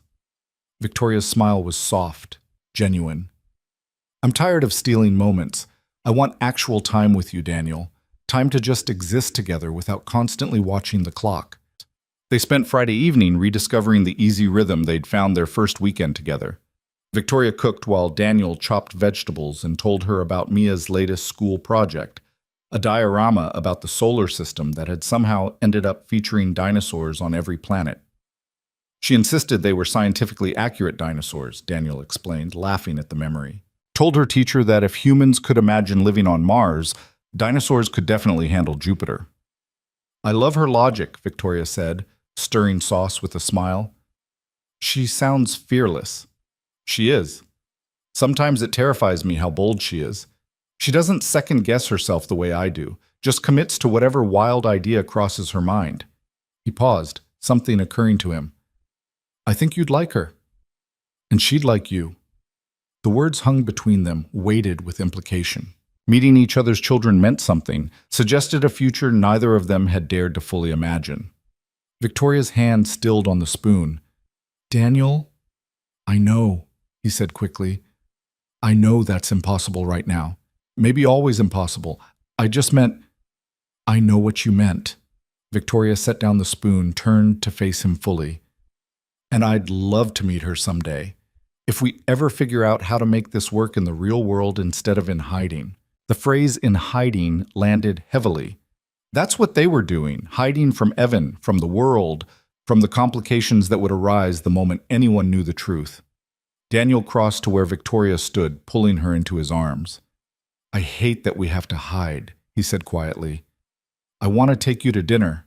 Want to introduce you to my family as my girlfriend, not as Evan's mother. Want to post pictures of us without worrying who might see them. We can't have those things and keep this, Victoria murmured against his chest. Not yet. Maybe not ever. Then we make the most of what we can have. Daniel tilted her chin up, meeting her eyes. These stolen weekends, these hidden moments, if that's all we get, I'll take it. Victoria kissed him softly, and they both ignored the tears tracking down her cheeks. Saturday unfolded in deliberate slowness, both of them savoring the luxury of unstructured time. They made breakfast together, took a long walk through Victoria's property, spent the afternoon reading in her library with their feet tangled on the ottoman between them. It was domestic and peaceful, and everything Daniel hadn't known he was missing. In the evening, Victoria surprised him by pulling out board games from a closet in the den. Evan and I used to do game nights when he was younger, she explained, setting up Scrabble on the coffee table, before he got too cool to hang out with his mother. They played with competitive intensity, Victoria accusing Daniel of making up words while he insisted quixotic was absolutely legitimate. The game devolved into laughter and stolen kisses, pieces scattered across the floor as they got distracted by more interesting activities. Later, wrapped in blankets on the couch while rain drummed against the windows, Victoria asked the question Daniel had been avoiding. What happens when we can't hide anymore? When someone sees us together, or Evan finds out, or the secret just becomes too heavy to carry? Daniel was quiet for a long moment, watching raindrops race down the glass. I don't know. I've thought about it constantly, run through every scenario. None of them end well. We could tell him, Victoria said softly. Sit him down, explain that we didn't plan this, that we tried to fight it but couldn't. He'd feel betrayed, by both of us, but especially me. I'm his friend. I'm supposed to have boundaries. And I'm his mother. I'm supposed to make good choices. Victoria's laugh was bitter. We've both failed at that particular responsibility. Daniel pulled her closer, pressing a kiss to her temple. Do you regret it? This? Us? Every day? Victoria admitted. And not at all. Both things are true at the same time. She turned to look at him, her eyes searching his face. Do you? I regret the lying. I regret what it'll do to Evan when he finds out. But you? Daniel cupped her face in his hands. I could never regret you. They made love slowly that night, in Victoria's enormous bed with rain providing a soundtrack and the certainty that they had all weekend creating a different kind of intimacy than the frantic need of their previous encounters. Daniel took his time learning what made Victoria gasp, what made her laugh, what made her arch into his touch with whispered encouragement. Afterward, Victoria traced patterns on his chest, her voice dreamy in the darkness. Tell me something you've never told anyone else. Daniel thought for a moment. Sometimes I'm afraid I'm not enough for Mia, that she'll grow up and realize her father was just a guy who fixed phones and never amounted to anything significant. You're raising a happy, confident child, Victoria said firmly. That's more significant than most people achieve in a lifetime. What about you? Daniel asked. What's your secret? Victoria was quiet long enough that he thought she might not answer. Then, sometimes I'm afraid the success is all I have. That if you took away the company and the money and the achievements, there'd be nothing underneath worth knowing. That I've built this incredible career at the expense of being an interesting person. Daniel shifted to look at her in the dim light. That's the most ridiculous thing I've ever heard. You're fascinating, Victoria. The company is impressive, sure, but it's not what makes you worth knowing. What does then? The way you cook when you're trying to show someone you care. The fact that you keep your son's childhood drawings in your office. The way you listen when people talk. Really listen, like their words matter. He paused, brushing hair from her face. The way you take risks on things that scare you, like this, like us. Victoria's kiss tasted like gratitude and relief, and they fell asleep tangled together, the rain still falling outside. Sunday morning arrived too quickly, sunlight streaming through windows and illuminating the truth that their time was already half over. Daniel woke to find Victoria watching him, her expression unreadable. What? He asked, still foggy with sleep. I'm trying to memorize this, she said softly. The way you look in the morning, peaceful and unguarded. I want to remember it on days when I can't see you, when I have to pretend you're just Evan's friend from work. The sadness in her voice made Daniel's chest ache. He pulled her close, breathing in the scent of her shampoo. We'll figure this out. Eventually, somehow, we'll figure out how to make this work. You really believe that? Daniel wanted to say yes, wanted to offer certainty and confidence. But he'd promised her honesty, even when the truth was uncomfortable. I believe we have to try. I believe walking away from this would be the biggest mistake of my life. They spent Sunday doing deliberately normal things, making elaborate brunch, watching movies, taking another walk through the rain-soaked gardens. Every activity was tinged with melancholy, the awareness that tomorrow would return them to their separate lives, to the careful choreography of deception. Over dinner, Victoria brought up something that had clearly been weighing on her mind. I have a conference in San Francisco in 2 weeks. 3 days, very public, lots of networking and presentations. Okay, Daniel said, not seeing where this was going. Evan mentioned he might drive up to visit some friends that weekend, which means you'd be alone. She paused, meeting his eyes. What if you came with me? We could get separate rooms for appearances, but we'd be together. We could even go to dinner in public. No one there knows we shouldn't be together. The idea was tempting and terrifying in equal measure. What if someone recognizes you, takes pictures, posts them on social media? Evan would see them. I'd introduce you as a friend, a colleague. We'd be careful. Victoria reached for his hand across the table. I want to take you somewhere, Daniel. Want to do something that feels like a real relationship instead of this constant hiding. Daniel considered the risks, weighed them against the desperate want to have something normal with Victoria, even if just for a weekend. Okay, he said finally. If Evan's really going to be gone, I'll come with you. Victoria's smile was brilliant, transforming her entire face. Really? Really, but we're going to have to be very careful. We will be, I promise. They celebrated the decision by opening an expensive bottle of wine Victoria had been saving, toasting to small victories and temporary escapes. The evening dissolved into laughter and stories, the melancholy of Sunday fading under the glow of something to look forward to. Monday morning arrived with brutal inevitability.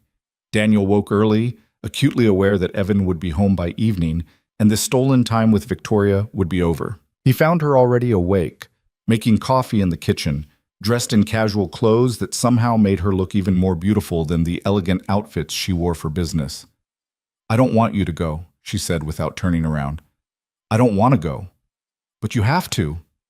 "But I have to." Daniel crossed to where she stood, wrapping his arms around her from behind. "4 more days until San Francisco. We can make it 4 more days." Victoria turned in his arms, her eyes glistening with unshed tears. "This is harder than I thought it would be. Every time you leave, it gets worse instead of easier." "I know." Daniel kissed her softly, tasting salt and coffee and sadness. "But we're doing this. Against all logic and better judgment, we're choosing this." "No regrets?" Victoria asked. "Not a single one." They had breakfast together one last time, both of them picking at food neither really wanted, drawing out the morning as long as possible. Finally, at 11, Daniel forced himself to start gathering his things. Victoria followed him through the house like a shadow, and when they reached the front door, she grabbed his hand. "Daniel, wait!" She took a shaky breath. "I need to tell you something. I've been trying to find the right time, but there isn't going to be a perfect moment, so I'm just going to say it." Daniel's heart stopped. "Okay. I'm in love with you." The words tumbled out quickly, as if she'd been holding them back too long. "I know it's too soon and too complicated and probably the worst possible thing I could feel, but I am. I love you, and I needed you to know before you left." The confession hung between them, vulnerable and brave. Daniel felt something crack open in his chest, relief and joy and terror flooding through in equal measure. "Victoria, you don't have to say it back," she interrupted quickly. "I just needed you to know. Needed to say it out loud at least once." Daniel cupped her face in his hands, making her meet his eyes. "I love you too. I've been in love with you since that first weekend, maybe even before that. I just didn't know how to say it, didn't know if I had the right to feel it." Victoria's laugh was shaky, relieved. "We're both idiots." "Absolutely." Daniel kissed her deeply, pouring every unspoken feeling into the contact. "But we're idiots in love." "That doesn't make this easier," Victoria whispered against his lips. "No, but it makes it worth it." They stood in her foyer for several more minutes, holding each other and whispering promises about San Francisco, about finding more time together, about somehow making this impossible situation work. Finally, with every ounce of reluctance, Daniel forced himself to pull away. "I have to go." "I know. I'll see you in 4 days." "4 days?" Victoria echoed, like a lifeline to hold on to. Daniel made it to his car this time without looking back, though he felt Victoria's presence in the doorway like a physical pull. He drove away from her house with his heart aching and his mind already counting down the hours until San Francisco. His apartment felt especially hollow when he arrived, the silence oppressive after days filled with Victoria's voice, her laugh, her presence. Daniel forced himself to unpack, to return missed calls from his ex-wife about scheduling changes, to start mentally preparing for the shift back to normal life. His phone buzzed. "Miss you already?" "Miss you more," Daniel typed back. "Impossible. 4 days. Feels like 4 years." Daniel smiled despite the ache in his chest. "Worth it, though." "Every second," Victoria agreed. That evening, Evan called full of stories about the cabin, about fishing and bonfires, and his friend's ill-advised attempt at cliff diving. Daniel listened and laughed in the right places and felt the guilt settle back over his shoulders like a familiar coat. "Hey, thanks again for watching the house," Evan said. "Mom said everything was fine when she got back." Daniel's heart lurched. "She was gone?" "Yeah, some last-minute thing came up Friday morning. She drove up to the Bay Area for meetings all weekend." Evan laughed. "Classic mom, can't take a weekend off even when I'm not there to guilt her about it." The lie was smooth, practiced, and Daniel heard Victoria's voice in it, the careful construction of an alibi that would hold up under casual scrutiny. She'd been planning this, protecting both of them, thinking several moves ahead the way she did in business. "Sounds like her," Daniel managed, his voice steady despite the fresh wave of guilt. They made plans to grab lunch later in the week, and Daniel hung up feeling like he was drowning in the layers of deception that had become his daily reality. This was his life now, carefully constructed lies, stolen weekends, loving someone he couldn't claim, betraying someone who trusted him completely. He should have felt worse about it, should have been consumed by the guilt, devastated by the constant dishonesty. And part of him was the part that valued Evan's friendship, that believed in honesty and transparency, that knew this path led nowhere good. But the larger part, the part that had come alive for the first time in years, couldn't bring itself to regret a single moment. Because Victoria Brooks had looked at him that morning and said, "I love you," and Daniel had said it back, and everything else, the complications, the lies, the inevitable fallout, suddenly seemed like acceptable collateral damage for the chance to love and be loved by someone who saw him completely. The days until San Francisco crawled by with agonizing slowness. Daniel and Victoria maintained their careful distance in public while the private messages intensified, trading logistics and longing in equal measure. Evan remained oblivious, focused on work and his own social life, and Daniel hated how easy it was becoming to lie to his friend's face. Thursday night, 2 days before the conference, Evan stopped by Daniel's apartment with pizza and beer. "Figured we could hang out before I head up to see my buddies this weekend," he said, making himself comfortable on Daniel's couch. "Feel like I barely see you anymore." The guilt twisted like a knife. "Yeah, sorry. Been busy with Mia stuff." "How is she? Still campaigning for dinosaur recognition?" "Always." Daniel forced a smile, accepting the beer Evan offered. "She's decided she wants to be a paleontologist now, or a marine biologist, or possibly both simultaneously. She's got the Brooks gene for overachievement," Evan joked. "My mom was the same way as a kid, could never pick just one thing to be passionate about." The casual mention of Victoria made Daniel's chest tighten. He took a long drink of beer to cover his reaction. "Your mom's pretty remarkable." "She is," Evan agreed, his voice softening with affection. "Drives me crazy sometimes with the constant work stuff, but she's the strongest person I know. Raised me on her own, built an empire, and still finds time to worry about whether I'm eating vegetables." Daniel thought about Victoria in his arms just days ago, vulnerable and uncertain, and nothing like the empire builder Evan described. He thought about her confession of love, about the way she looked at him like he was worth the risk. "You're lucky to have her." "I know." Evan was quiet for a moment, picking at his pizza. "Can I ask you something, and you'll be honest with me?" Daniel's heart stopped. "Of course." "Do you think she seems different lately? Like, happier maybe? I can't put my finger on it, but something's changed." The question was a minefield. Daniel chose his words carefully. "Maybe she's just in a good place with work. Or maybe she's learning to relax a little, enjoy life more." "Maybe." Evan didn't sound entirely convinced. "I just worry about her, you know? She gives so much to everyone else, to me, to her company, to her investors. I want her to have something for herself, someone for herself."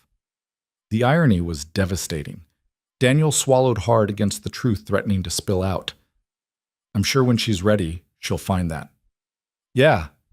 Evan brightened, shaking off the serious mood.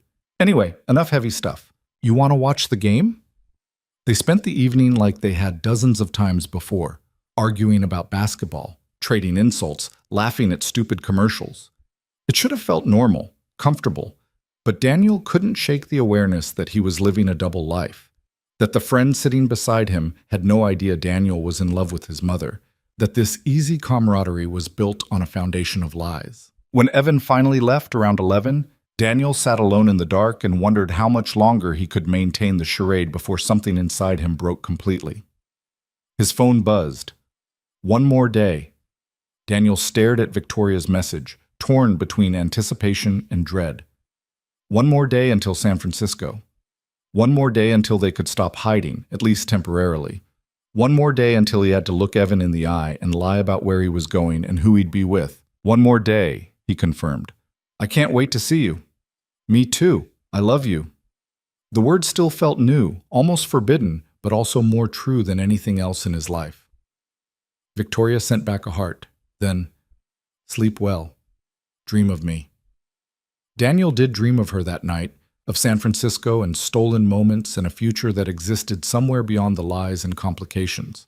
He dreamed of a world where loving Victoria Brooks didn't mean betraying Evan, where they could be together without the constant weight of secrecy.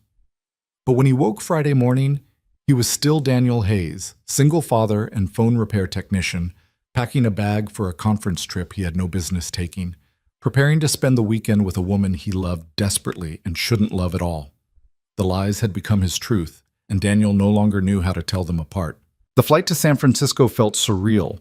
Daniel wedged into a middle seat on a budget airline, while Victoria flew first class on a different carrier entirely. They'd planned it that way. Separate flights, separate hotels officially, nothing that would connect them on paper. Daniel had told Marcus he needed a few personal days, kept the explanation vague enough to avoid questions. The ease with which the lies now flowed should have disturbed him more than it did. Victoria's text came as his plane touched down. Landed 20 minutes ago, at the hotel, room 1847. Daniel's pulse quickened. He'd checked into his own room, a modest accommodation several blocks from Victoria's luxury hotel, purely for appearance's sake.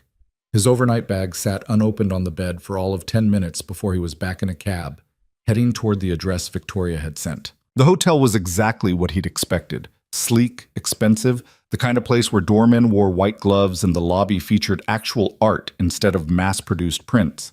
Daniel felt acutely out of place in his jeans and casual jacket, but he moved through the space with purpose, heading straight for the elevators. Room 1847 was on a high floor with sweeping views of the bay.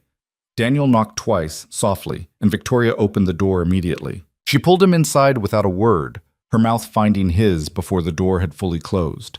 The kiss was desperate, hungry, weeks of stolen moments and careful distance finally breaking under the weight of actually being together. "I missed you," Victoria breathed against his lips. "It's been 4 days, and I missed you like it was 4 months." "I know." Daniel wrapped his arms around her waist, holding her close. "I know." They made love with the curtains open, the city lights spreading below them like scattered diamonds, and afterward lay tangled in sheets that probably cost more than Daniel's monthly rent. Victoria traced patterns on his chest, her voice soft in the darkness. "Tomorrow night there's a gala," she said. "Black tie, all the major players in tech. I have to go. It's expected." Daniel's stomach sank. "And I stay here?" "No." Victoria propped herself up on one elbow to look at him. "I want you to come with me, as my date." "Victoria, that's insane. What if someone recognizes me? What if photos end up online and Evan sees them?" "Who would recognize you?" she asked gently. "You've never been to my office, never met my colleagues. To everyone there, you'd just be someone I'm seeing. We could have one night of being a normal couple, Daniel. One night where I can introduce you as mine." The want in her voice made his resistance crumble. "What do I even wear to something like that?" Victoria's smile was brilliant. "Leave that to me." The next morning, a hotel staff member arrived at Daniel's room with a garment bag and shoebox. Inside was a tailored tuxedo that fit him perfectly, shoes that were definitely not from a department store, and a note in Victoria's handwriting. "You're going to look incredible. Meet me in the lobby at 7. Daniel spent the day wandering San Francisco, killing time before the evening, his mind spinning with anticipation and anxiety. This was reckless, dangerous, exactly the kind of public exposure they'd been carefully avoiding. But the chance to have even one night of normalcy with Victoria, to walk into a room with her on his arm, to introduce her as his girlfriend instead of maintaining careful distance, was too tempting to resist. At 6:30, he showered and dressed with meticulous care. The tuxedo transformed him into someone who might actually belong in Victoria's world, though he still felt like an imposter playing dress-up. He studied himself in the mirror, barely recognizing the man staring back. Someone polished and confident and about to walk into a room full of billionaires on the arm of a woman he had no business loving. Victoria was waiting in the lobby when he arrived, and the sight of her stole his breath. She wore a floor-length gown in deep emerald that made her eyes luminous, her hair swept up to reveal the elegant line of her neck. She looked like she'd stepped out of a magazine, untouchable and perfect, and when she saw him, her entire face lit up with genuine joy. "You look amazing," she said, closing the distance between them. "You're stunning." Daniel wanted to kiss her but held back, aware of the public setting, the hotel guests milling about. "Are we really doing this?" "We're really doing this." Victoria took his hand, lacing their fingers together. "Ready?" The gala was held in a converted warehouse that had been transformed into something magical, String lights and elegant tables, a live band playing jazz, waiters circulating with champagne, and tiny portions of food that probably cost more per bite than Daniel's usual dinner. Victoria moved through the space with practiced ease, introducing Daniel to venture capitalists and CEOs and people whose names he recognized from business magazines. "This is Daniel," she'd say, her hand resting possessively on his arm. "We've been seeing each other for a few months now." The lie was close enough to truth that it felt almost honest. People smiled and shook his hand and asked polite questions about what he did. Daniel had prepared a vague answer, something about telecommunications, that seemed to satisfy curiosity without inviting deeper inquiry. But it was the casual intimacy that undid him, the way Victoria's hand found his between conversations, the soft kiss she pressed to his cheek when she thought no one was watching, the way she looked at him like he was the only person in the room worth her attention. For a few stolen hours, they were just a couple at an event, nothing hidden or complicated or forbidden. They danced to a slow song, Victoria fitting perfectly against him, her head on his shoulder. "Thank you for being here," she murmured. "Thank you for taking the risk." "I'd risk anything for you," Daniel said, and meant it completely. The evening passed in a blur of champagne and conversations and stolen moments in quiet corners where Victoria would pull him close and kiss him like she couldn't help herself. Daniel felt drunk on it, not from the alcohol, but from the simple freedom of not having to hide, of being acknowledged as hers. They left around 11, both of them giddy and loose from wine and the success of passing an entire evening without incident. In the car back to the hotel, Victoria curled against Daniel's side, her fingers playing with his. "I wish it could always be like this," she said softly. "I wish we didn't have to go back to hiding." Daniel pressed a kiss to her temple. "Maybe we won't have to. Maybe we find a way to make this real." "You really think Evan would understand?" The question sobered him. Daniel thought about his friend's face, the easy trust, the way Evan talked about his mother with such protective affection. "I think it would hurt him, but I also think he loves you enough to want you to be happy. Eventually." "Eventually is a long time to wait," Victoria sighed. "But maybe you're right. Maybe honesty is better than this constant deception." They spent the rest of the weekend wrapped in the bubble of San Francisco, pretending they were just a normal couple on a romantic getaway. They had breakfast at outdoor cafes, walked through Golden Gate Park hand in hand, spent long afternoons in Victoria's hotel room discovering new ways to make each other laugh and gasp, and forget about the complications waiting back home. Sunday evening arrived too quickly, reality pressing in as they prepared for their separate flights back. Daniel sat on the edge of Victoria's bed, watching her pack with efficient precision, and felt the weight of what they'd have to return to settling over both of them. "I don't want this to end," Victoria said, not looking at him. "It's not ending. We're just going back. Back to hiding, back to lying to Evan." She finally turned to face him, and Daniel saw tears tracking down her cheeks. "I can't do this anymore, Daniel. I can't keep pretending you're nothing to me when you're everything." Daniel crossed to her, pulling her into his arms. "Then we tell him. We sit Evan down, and we tell him the truth. He'll hate us. Maybe. For a while. But living like this, constantly looking over our shoulders, stealing moments, lying to everyone, it's killing us both." Daniel cupped her face in his hands, making her meet his eyes. "I love you, Victoria. I want a real relationship with you, not whatever fractured version we've been managing. And that means being honest, no matter how hard it is." Victoria was quiet for a long moment, her eyes searching his face. Then she nodded, slowly. "Okay, we tell him. Together." They flew home separately but texted constantly, planning how they'd approach Evan, what they'd say, how they'd handle the inevitable fallout. Daniel felt sick with anxiety and relief in equal measure. The secret had been crushing him slowly, and the prospect of finally unburdening it felt like oxygen after drowning. Monday morning arrived gray and cold. Daniel had barely slept, his mind spinning through every possible scenario of how Evan might react. Victoria had suggested they meet at her house that evening, tell Evan together, face whatever came next as a united front. At work, Evan was in an unusually good mood, talking enthusiastically about his weekend with friends. "You should have come, man," he said, organizing parts at the workbench. My buddy's girlfriend brought her sister, and I swear she asked about you like 5 times. Daniel's hand stilled. What? Yeah, apparently she saw your photo on my Instagram or something. Thought you were cute. I showed her more pictures, told her you were single. Evan grinned, oblivious to the panic flashing across Daniel's face. I might have accidentally set you up on a blind date for next weekend. Evan, I can't. I'm not. Daniel struggled to find words that weren't lies but didn't reveal the truth. I'm actually seeing someone.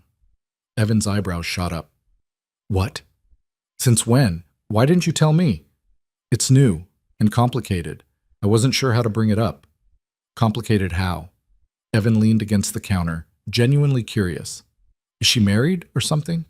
No, nothing like that, just complicated. Daniel took a breath, recognizing the opening. Actually, I need to talk to you about it. Are you free tonight? Sure, you want to grab dinner? Actually, can you come by your mom's house? Around 7? Daniel's heart hammered against his ribs. I need to talk to both of you about something. Confusion flickered across Evan's face. Both of us?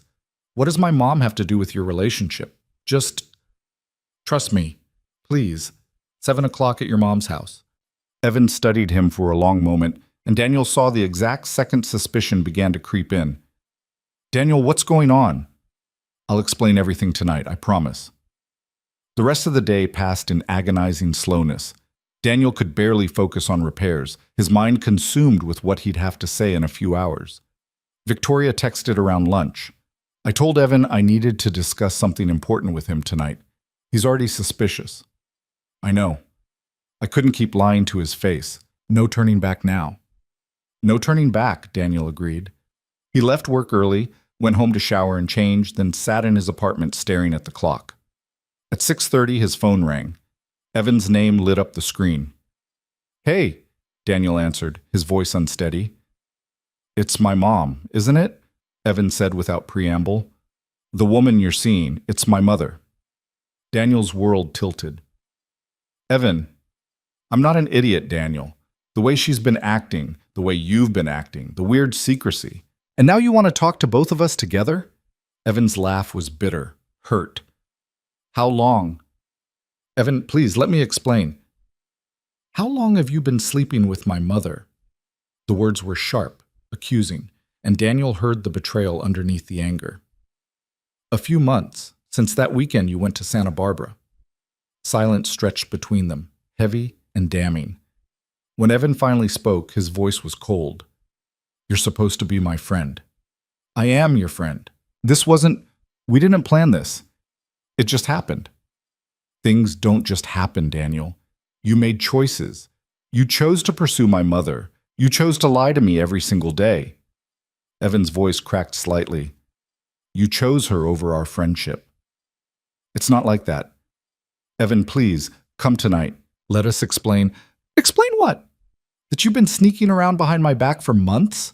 That every time I talked to you about my mom acting strange, you knew exactly why and said nothing? The hurt in Evan's voice was devastating. I trusted you. I brought you into my home, into my family, and I love her, Daniel said quietly, and the confession seemed to drain all the fight out of both of them. I know that doesn't excuse the lying or the sneaking around, but I love her, Evan, and she loves me. Another long silence. Then, I need time to process this, to figure out how I feel. Don't call me, don't text me. When I'm ready to talk, I'll reach out. Evan. The line went dead. Daniel sat staring at his phone, his hands shaking, feeling like something essential had just shattered. He called Victoria immediately. He knows, she said before he could speak, her voice thick with tears. He just left. Wouldn't even look at me. Just grabbed his keys and drove away. I'm coming over. Daniel found Victoria curled up on her couch, mascara streaked down her face, looking smaller and more broken than he'd ever seen her. He gathered her into his arms, and they held each other while she cried, both of them processing the weight of what they'd lost. Evan's trust, his friendship, the easy relationship they'd both taken for granted. He said, I chose you over him, Victoria whispered. And maybe I did. Maybe that makes me a terrible mother. You're not a terrible mother. You're human, and you fell in love with someone you didn't expect to love. That doesn't make you terrible. It makes you honest. Honest? Victoria pulled back to look at him. We've been lying for months, Daniel. How is any of this honest? Because what we feel is real. The relationship might have started in secret, but the love is genuine. Daniel wiped tears from her cheeks. And now it's out in the open. No more hiding, no more lies. That's something, at least. Victoria laughed bitterly. It's out in the open, and my son won't speak to me. What kind of victory is that? They spent the evening holding each other, talking in circles about what they could have done differently, whether the relationship had been worth the cost. Around midnight, Victoria's phone buzzed with a text from Evan. Staying at a friend's place. Need space. Don't wait up. The message was cold, distant, but it was communication. A small thread connecting them when Daniel had feared complete silence. The days that followed were some of the hardest of Daniel's life. Evan didn't come to work, texting Marcus that he had the flu and would be out for a week. The absence was pointed, deliberate, and it left Daniel alone with his guilt and the customers who asked where his cheerful coworker had gone. Victoria handled her pain by throwing herself into work, but Daniel saw the toll in the late-night texts, the catch in her voice during their phone calls. They saw each other more now that the secret was out, but the freedom felt hollow without Evan's blessing, tainted by the hurt they'd caused. Maybe we should break up, Victoria said one evening, lying in Daniel's arms in her bedroom. Maybe that would help Evan forgive us faster. Would it? Daniel asked. Or would it just mean we hurt him and each other for nothing? I don't know anymore. I don't know anything except that my son won't talk to me and it's destroying me. Daniel held her tighter. Give him time. He needs to process, to be angry, to work through the betrayal. But he loves you, Victoria. Eventually, that love will be stronger than the hurt. 2 weeks after the revelation, Evan finally agreed to meet them. He chose a neutral location, a coffee shop halfway between his friend's apartment and his mother's house. Daniel and Victoria arrived early, sitting side by side at a corner table, both of them nervous as teenagers. Evan walked in exactly on time, his face carefully neutral. He'd lost weight, Daniel noticed, and there were dark circles under his eyes that spoke to sleepless nights. The sight of him made Daniel's chest ache with guilt and loss. Thanks for coming, Victoria said softly as Evan sat down across from them. I didn't do it for you, Evan replied, his voice flat. I did it for me. Because I need to understand how the two people I trusted most in the world could betray me like this. Daniel started to speak, but Victoria placed a hand on his arm. Let me, she said quietly, then turned to her son. You're right to be angry. You're right to feel betrayed. We handled this in the worst possible way, and there's no excuse for the lying and the secrecy. Then why did you do it? Evan demanded. Why couldn't you just tell me from the beginning? Because I was scared, Victoria admitted.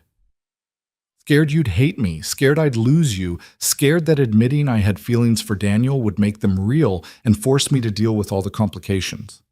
She paused, her voice breaking slightly.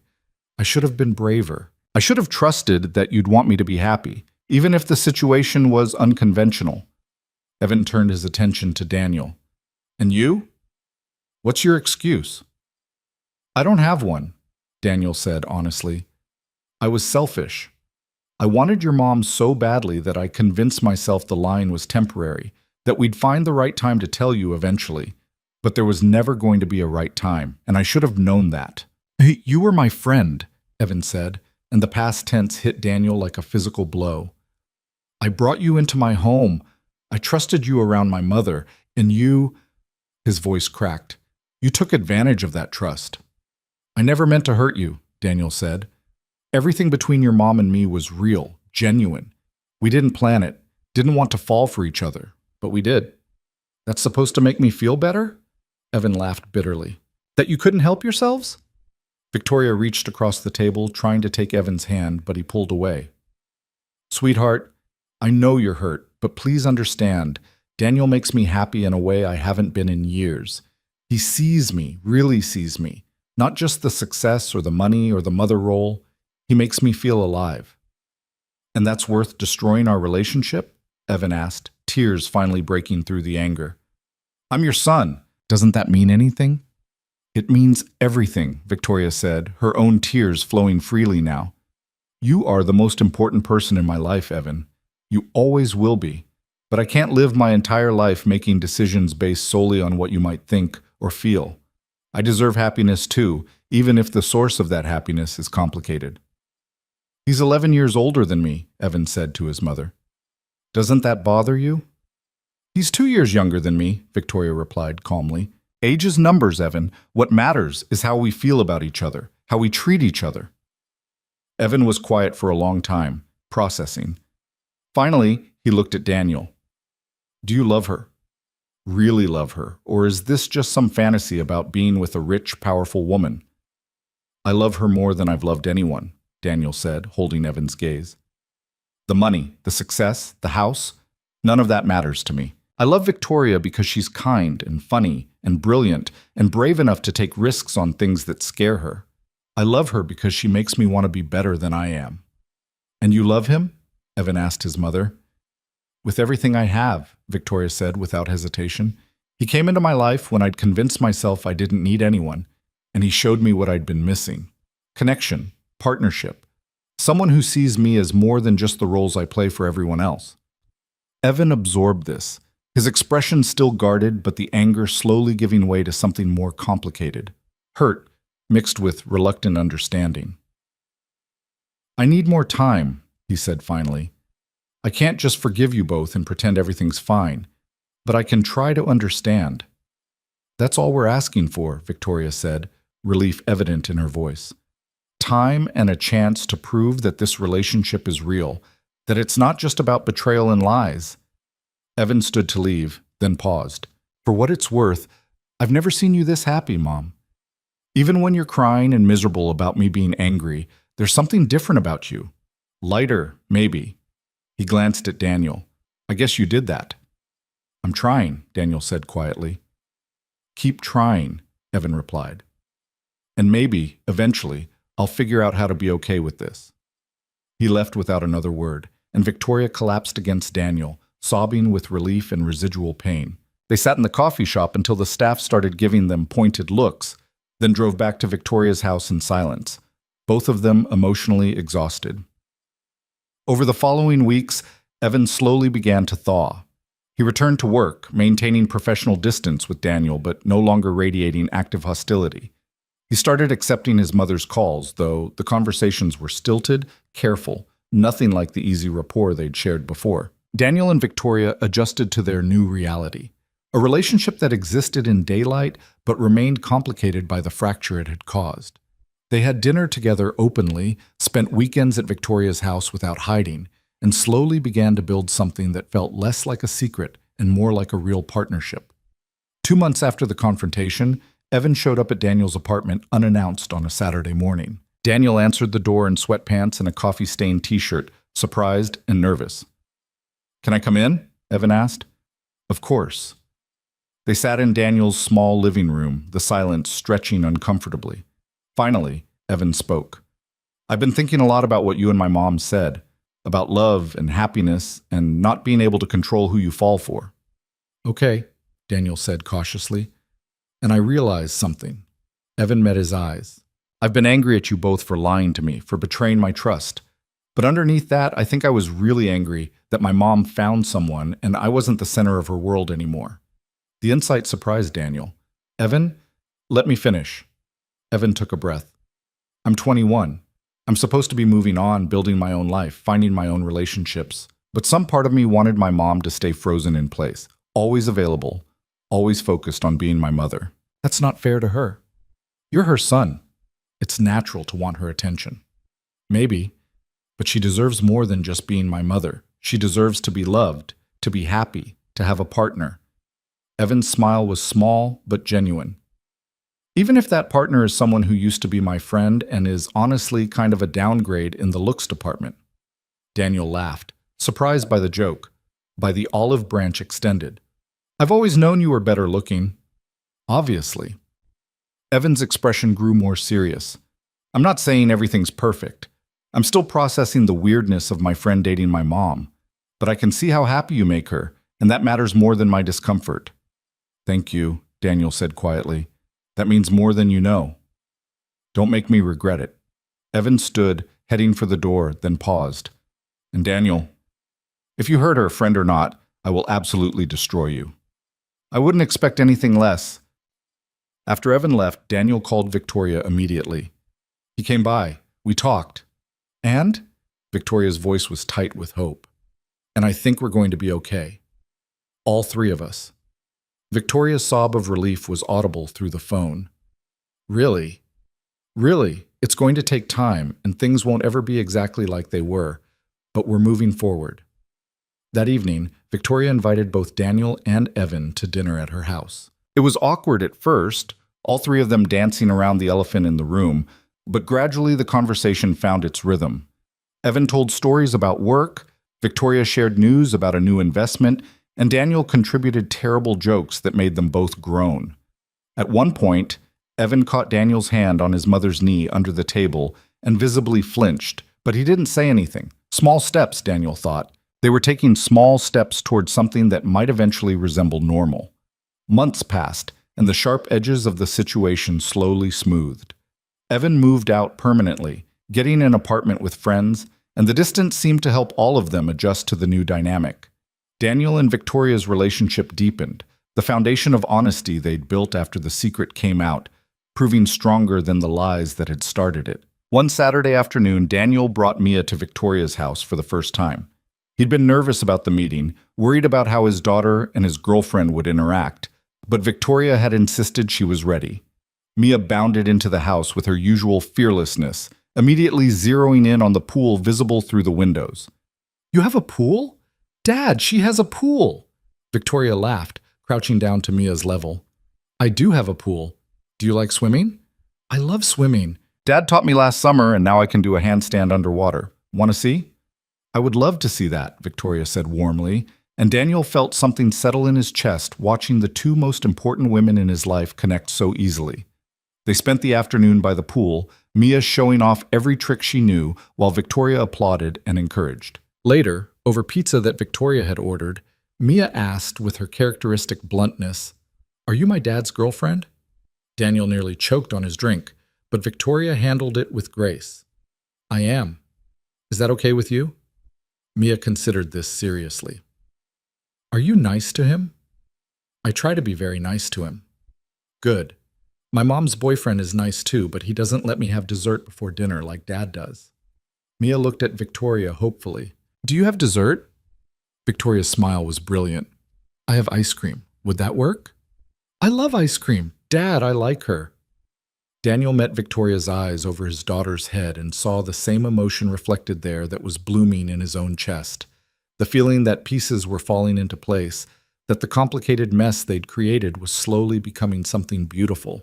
Later, after Daniel had taken Mia home and returned to Victoria's house, they lay tangled together in her bed, the evening warm and peaceful around them. "She's amazing," Victoria said softly. "So smart and confident and completely herself." "She liked you too. That speech about dessert was basically her highest endorsement." Victoria laughed, then grew quiet. "I never thought I'd have this. After my divorce, after throwing myself into building the company, I convinced myself that romantic love wasn't for me anymore, that I'd had my chance and blown it. And now?" Daniel asked. "Now I have you, and it's terrifying and wonderful and nothing like I planned." She turned to face him, her fingers tracing the line of his jaw. "I love you, Daniel Hayes. I love your daughter, your honesty, the way you see the world. I love that you make me laugh and challenge me and aren't intimidated by my success." "I love you too," Daniel said, pulling her closer. "I love that you took a risk on someone completely wrong for you on paper. I love your strength and your vulnerability and the way you eat dessert before dinner when Mia asks." They made love slowly, tenderly, and afterward Victoria asked the question that had been hovering between them for weeks. "What happens next? Where do we go from here?" Daniel had been thinking about this, turning possibilities over in his mind during quiet moments. "I don't know exactly, but I know I want to keep building this with you. I want more dinners with you and Mia together. I want Evan to get comfortable enough that we can all hang out without it being weird. I want to wake up next to you more often than not." "That sounds like you're talking about moving in together." Victoria said carefully. Maybe eventually. When the time is right, when Evan's fully okay with everything, when Mia's comfortable with the idea. Daniel paused. Unless that's not something you want. I want it, Victoria said immediately. I want all of it. The messy, complicated, blended family version of a life together. It won't be easy, Daniel warned. People will judge. The age thing, the wealth gap, the fact that I was Evan's friend first. There will be awkward moments and difficult conversations. I know. Victoria's smile was soft but certain. But I've spent my whole life taking calculated risks, building towards specific goals. This is the first time I've wanted something just because it makes me happy, consequences be damned. That has to mean something. It means everything, Daniel agreed.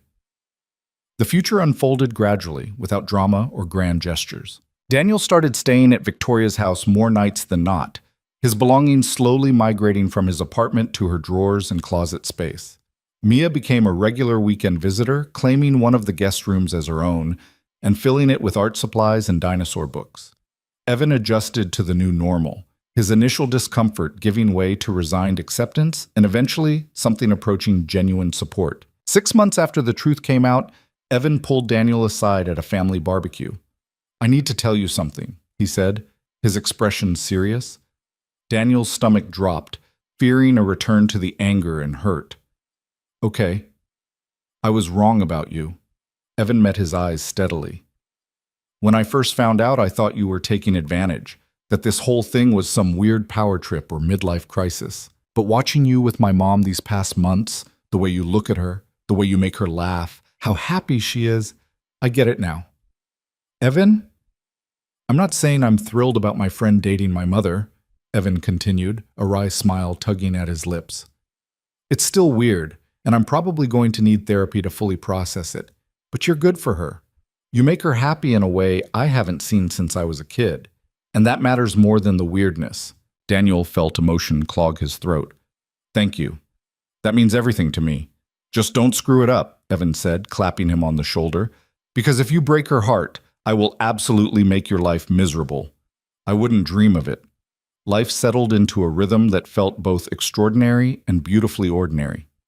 Daniel continued working at the repair shop, finding satisfaction in the honest simplicity of fixing broken things. Victoria's company continued to grow, but she made space for evenings at home, for family dinners, for the quiet moments that had once seemed impossible to carve out of her demanding schedule. They took trips together, sometimes just the two of them, sometimes with Mia, occasionally even convincing Evan to join them for a weekend away. The relationship slowly healed, evolved, became something new and functional, even if it never quite returned to the easy innocence of before. One evening, nearly a year after that first weekend they'd spent together, Daniel and Victoria sat on her patio watching the sunset paint the sky in shades of orange and pink. Mia was inside doing homework, Evan was coming over for dinner in an hour, and everything felt settled in a way Daniel had stopped believing was possible. Do you ever regret it? Victoria asked quietly. The complications? The pain we caused? The friendship you lost with Evan? Daniel considered the question seriously, thinking about everything they'd been through, the lies, the secrecy, the devastating confrontation, the slow rebuilding of trust. I regret the lying, he said finally. I regret hurting Evan and doing damage to relationships that mattered. But you? He turned to face her fully, taking her hand. I could never regret you. Not for a second. Even though I'm a billionaire tech entrepreneur who's completely out of your league? Victoria asked, her eyes twinkling with amusement. Especially because of that, Daniel replied, pulling her close. Someone has to keep you humble.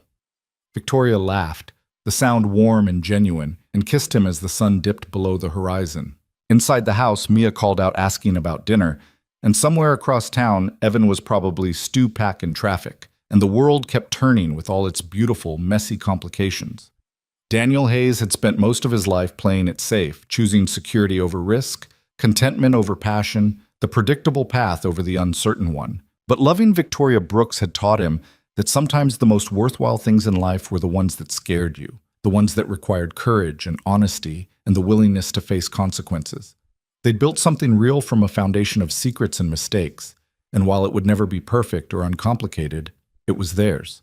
A blended family cobbled together from unexpected circumstances, held together by love that had survived the worst test either of them could imagine. And as Daniel sat on the patio with Victoria in his arms, Mia's laughter drifting from inside the house, waiting for Evan to arrive for a dinner that would have seemed impossible a year ago, he realized that this messy, imperfect, beautifully complicated life was exactly what happiness looked like.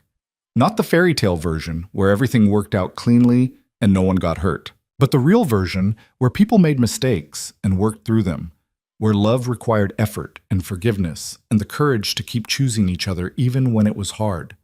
Victoria squeezed his hand and Daniel squeezed back, both of them holding on to this moment, this life, this impossible love that had somehow, against all odds, become the most certain thing either of them had ever known. The future stretched before them, full of unknowns and challenges and beautiful possibilities.